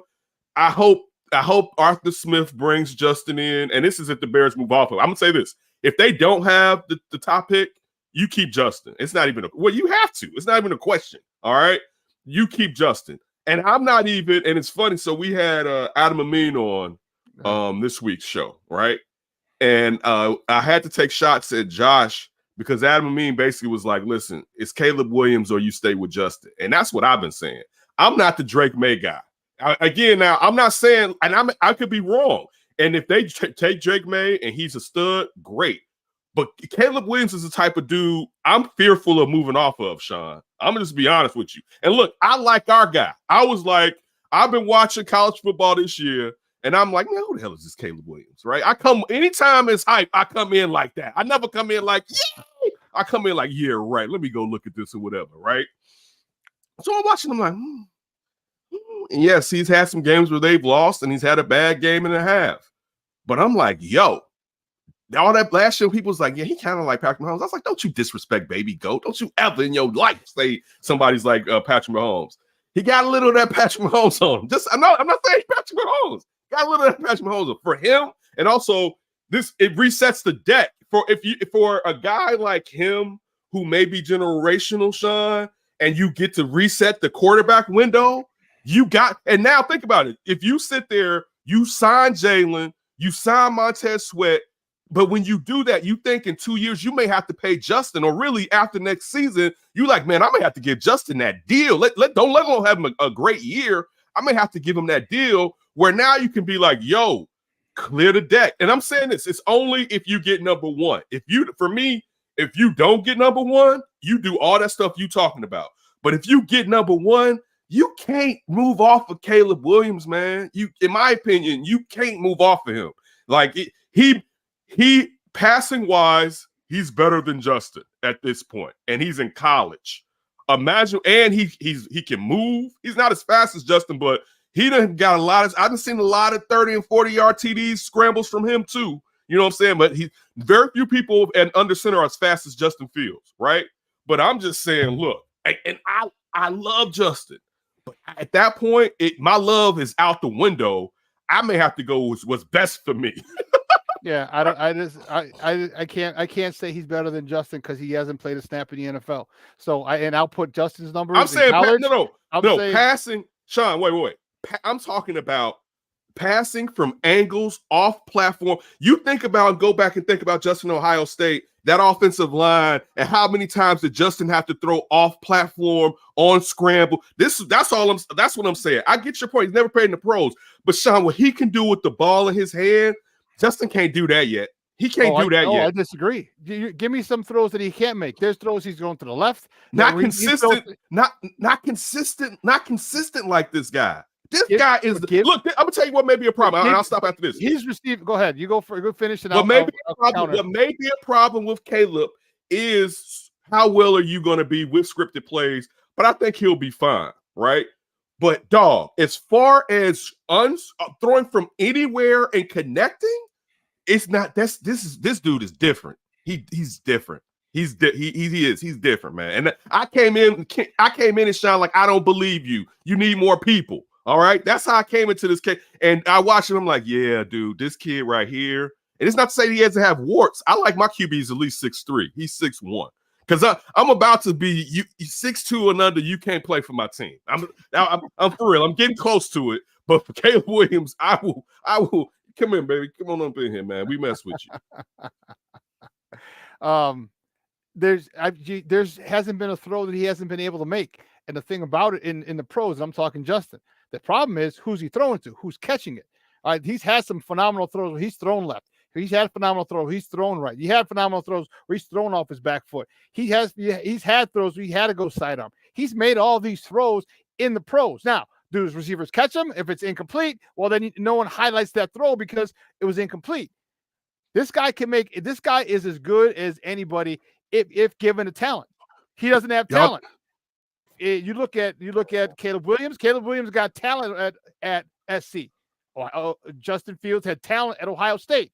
Justin Fields took them to the national championship game. This guy there's no reason for me. I think Justin was here. I think with this guy, if you call the plays, and here's a big part of it. If you call plays that's center around his skill set, this dude can be special in the league, not special. I'm not. The biggest thing for me is I need Getsy to get on board, because if you want to save your job, okay, then I see that the Bears maybe do that. They see the Bears trade him because if they give it to Getsy, they say, okay, we get a new coach, get a new quarterback, fine. If they keep Getsy and they keep Eberflus, you want them to keep. First of all, for me, I don't. But I'm saying if Eberflus stays, Getsy should still be gone, in my opinion. I want Jim Harbaugh. Okay, but see, my thing is this. I know you, and I know some of these cats just from the chats, y'all fall in love hard. You told me Kobe White, who else did you say was the core back then? I don't even know if P. Will was here. And I said, Shawn, do you know what you're saying is the core of your team? You fall hard.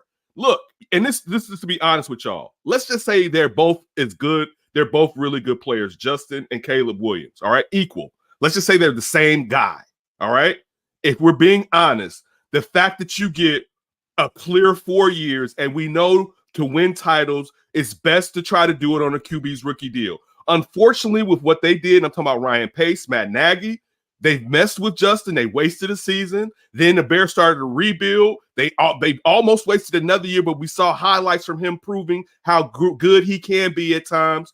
But if they're the same guy, and I'm telling you, I don't think they're the same guy, all right? If they're the same guy, you may as well go with the guy that's younger and cheaper if they're the same guy. That's all I'm even saying. But I don't think they're the same guy. I think Caleb Williams, if he stays healthy, is going to be a dude in this league. I'm telling you that right now. And I'm laughing. I don't like saying it. I would prefer, in my heart, and I thought this before Justin got hurt. I was all ready to go Caleb. And I was like, man, I like the storyline of Justin fighting back against Chicago, because usually Chicago takes you down with the sucking, and we mess up careers here. I like it if Justin's like, no, I'm gonna come out on the other side and I'm gonna show you Chicago can't even stop me. I'm like, yo, I like it. But then he got hurt. And now you have weeks of we don't get to see how he's progressed. Now we have to wait till he comes back, and can he consistently do what he needs to do? But again, and I don't think the Bears are going to get the number 1 pick. Let me say that too. I think they're definitely not going to get it from their own pick now, because the Bears are going. And now how the schedule? You say what? I said, yeah, they'll win more games. Go ahead. They're going to win more games now because they don't play. Everybody's look. Jordan Love is trash, even though he may still get that second game, but. Minnesota's done. Minnesota's done. Goff's done. So, or was Goff in Detroit? Yeah, Detroit. But so what? They lose to Detroit. Okay, cool. But now when you look at the teams, Dobbs, the Bears could have beaten the Cardinals, even though the Cardinals play hard. But Dobbs is gone. So if Kyler Murray isn't there, the Bears are gonna kill them. They don't kill the Panthers. You know what I'm saying? Like they got now. What if they lose to the Panthers? That'd be doubly messed up. That'd be doubly messed up. But like, so I don't even think, I don't know if the Panthers are gonna be bad enough, because there's no reason for the Panthers outside of their second round pick to say like, yeah, we're gonna get the Bears the best chance of getting the first. No, they should be out there busting their ass as hard as possible, because they're not gonna get their pick this year. So we may as well sell out. So that's the thing. But I'll lay on follow that sword. If they have the number 1 pick, even though I have an affinity for him, he got to go to Atlanta, and he's gonna have a terrific career in Atlanta. Like, but I got to do what I got to do, because I don't know, man. That dude. That's all I got to say. Yeah, I like him, and there's something about his that has me worried, and I don't know what it is. I can't put my finger on it with Caleb Williams. It's not his talent. His talent is second to none. It's something else that's bugging me, maybe about him, something that's got me a little leery. All right. What? So you don't even know, but it's just something, right? No, I don't know what it is. It's a gut feeling that I have. I don't know with this, especially with a lot of these new athletes, these younger athletes. Like, first of all, this has nothing to do with it, but like the rumors, and these are only rumors, and we don't know about him wanting ownership. His dad's talking about him wanting ownership. Like, come on, stop the nonsense before it even gets there. All right, it can't happen. So stop. That's BS. No rookie. So look, first of all, define ownership. Ownership as far as this offense ownership. He's not getting ownership in the NFL. No, he can't. Of course, that's what I'm saying. That you play for. Exactly. But why would the owners? Because if anybody was going to do it, the Kansas City would have done it. All right. Like if anybody was over a barrel in the last decade, or Robert Kraft would have done it. Right. Like if anybody, so that's not happening. So again, now to use these narratives as a reason to not want a player. Dog, I don't care if he wants to own the whole damn team if he give me some Super Bowls. What the heck? Like you just said, know what you said earlier? I don't care about their money. It's not my money. I don't care about their ownership. It's not my team. I don't care. What? No. And again, I don't believe that's not going to happen, one. So it's far-fetched if it's true. But it's just one of those things where, okay, I'm not going to like him because it is. Man, listen, do y'all want to win consistently? Long term, and I'm not saying you can't do that with Justin. So don't take this as I'm distant Justin. I'm not. This isn't a Justin thing. It's what best helps the Bears long term that they can't mess up, because they mess things up. And in that, a kid on a rookie contract that's nice can help the Bears. So that, again, regardless of if I love Justin or not, I want to win Super Bowls consistently. That's what I want to at least go to him. I want to see him. And now you reset the deck with someone who could be better than Justin, perhaps. I think he will be, depending on what team Justin ends up on, if the Bears moved off of him or whatever. I'll tell you this, depending on where Caleb Williams lands, if he's not a Bear, and if the Bears hold on to Justin with how they mess things up, I don't know how that goes. But I'm looking for someone who could buck the badness of the Bears. And that's what part of the reason in that. Again, like I said, I don't think they're going to get the first pick. So basically, I'm with you on I want to go move forward with Justin, but I'm not going to sit here and lie and be like, yo, but if they got that first pick, they should still move on. Hell no, because these quarterbacks, like I say, Drake May, I diss Drake May, right? And I don't think Shador's coming out this year. No. But if you look at these quarterbacks this year compared to last year's quarterbacks, and the only quarterback I would have drafted last year was CJ Stroud, because Bryce Young was too small. You know, heard my rule earlier. Bryce Young was too small. I was all in on CJ Stroud. I'm not playing with, give me the mini quarterback. No, I'm not doing that. I've said it before. I would have been out on Kyler Murray, and I know now it looks like he's immature. I'm talking about even when Kyler Murray was looking good, I was like, that boy bad, but I wanted to draft him. And I can own that. Too small for me. Yeah. Too small Yeah, for me.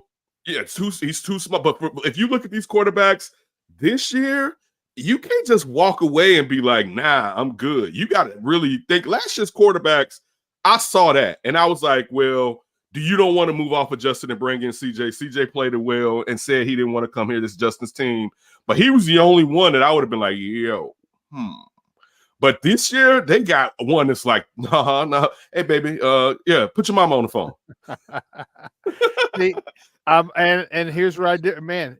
Even if my thing is you go get a haul, because you're going to get everyone and their mama's going to want Caleb Williams. So which means you get to dictate what you want. You get to shop that pick for the highest bidder. So you can get 2 number ones, one this year, one next year, maybe even a third, because you only trade 3, or maybe 2 firsts and 2 seconds, and a player, because we already know we've seen how Ryan Poles likes to operate. So whoever wants that team or that pick, like, okay, good. Well, I'm gonna need this guy. Here's, you know what I'm saying? Like he did with DJ Moore. Actually, he didn't want DJ Moore as a third person. He wanted Burns and somebody else. I can't remember who the other person was. And then they said, no. They said, okay, well, we'll take DJ Moore for Justin. Cool. You're going to get picks and a player.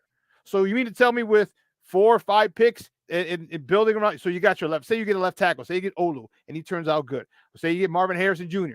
I mean, now all of a sudden, we've established what we needed on defense. We've gotten people on defense. We just got Montez Sweat. We got these youngsters who are looking much better. I'm talking Javon Dexter's starting to look rather nicey as a D lineman. He's starting to develop. He's top of all rookie DTs. He's top 5 in almost every category. So you start building the offense, you build the O-line. Who's that you talking about again? Say that part. I'm sorry. Javon Dexter. Here it is, among rookie DTs. All right. Since week 5, he's first in overall grade. All right. And these are nice numbers, but I'm not just looking at the numbers because I'm not a numbers guy per se. I like watching the player. I'm a little old school.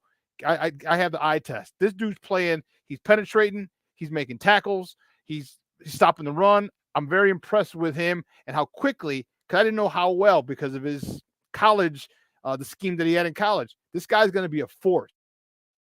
He's going to be one of those guys that is going to be a big part if we get to the Super Bowl, or I should say when we get to the Super Bowl, he'll be a big part of that defense. We've established defense. Now we're going to offense.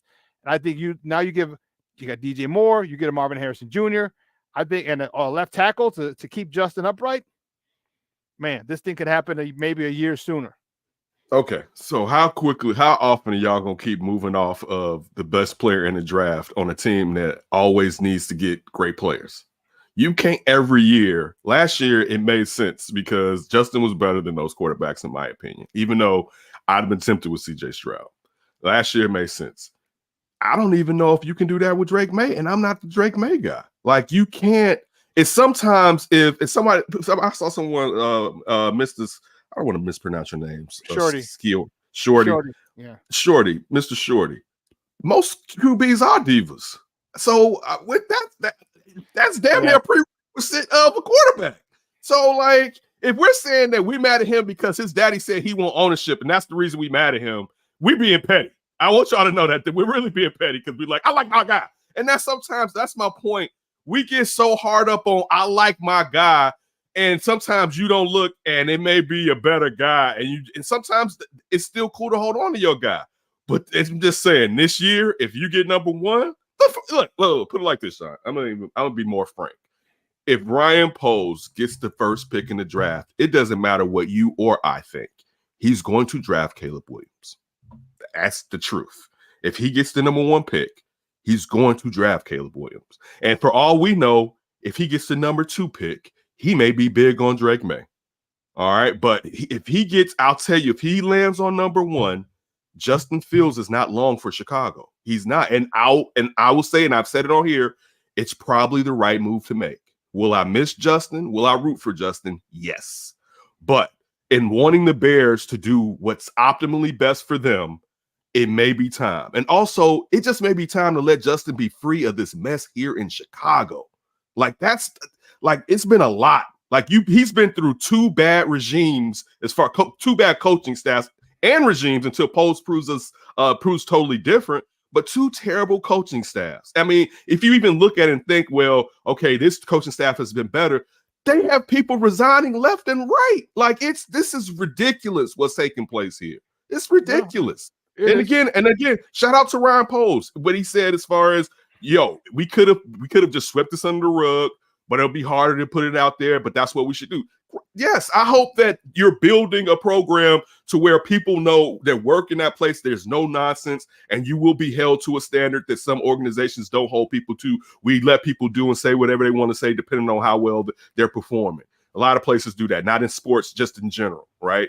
But again, to me, it makes more sense. And not even if it makes more sense to my point, that's what Ryan Poles is going to do if he gets the first pick in the draft. He's out. He's out. Well, we'll have to see that first of all if we get the first pick, and then then you're thinking because I still think that you get him and you bring in and if he doesn't get the first pick, well then that point is moot, and then at that point I definitely fire for sure. I mean, this should be gone anyway, but fire them and I go get Jim Harbaugh because he ain't gonna be in Michigan. His boy JJ McCarthy's gonna go to the NFL, and I know he's done some shady stuff there, but he's a Bear. Oh, I don't care. I don't care about shady stuff in college. Oh, yeah. You can do as much shady stuff as you want. Yeah, I don't care about that. I was going to say, I said this to Josh this week, and he told me no. I said, watch Josh McDaniels get fired, and that's going to hurt the Bears if they want to go after Harbaugh. And he was like, nah, Mark doesn't have that much money because he's still paying Gruden. Next day in the morning, Josh McDaniels fired. And that's one of those places I would look out as far as Jim Harbaugh perhaps landing. I'm with you. I'm all for bringing Jim Harbaugh up in here. You know why I got him? Because now he can go talk to Chico and be like, hey, you want to come back and be a DC? No, you do? Great. Chicago Bears lead us. You don't? Respect, no problem. Leslie Frazier, how about you? You're another Bear. Come back, DC. We got Bears to lead this Bears franchise, this organization into what could be a perennial playoff run.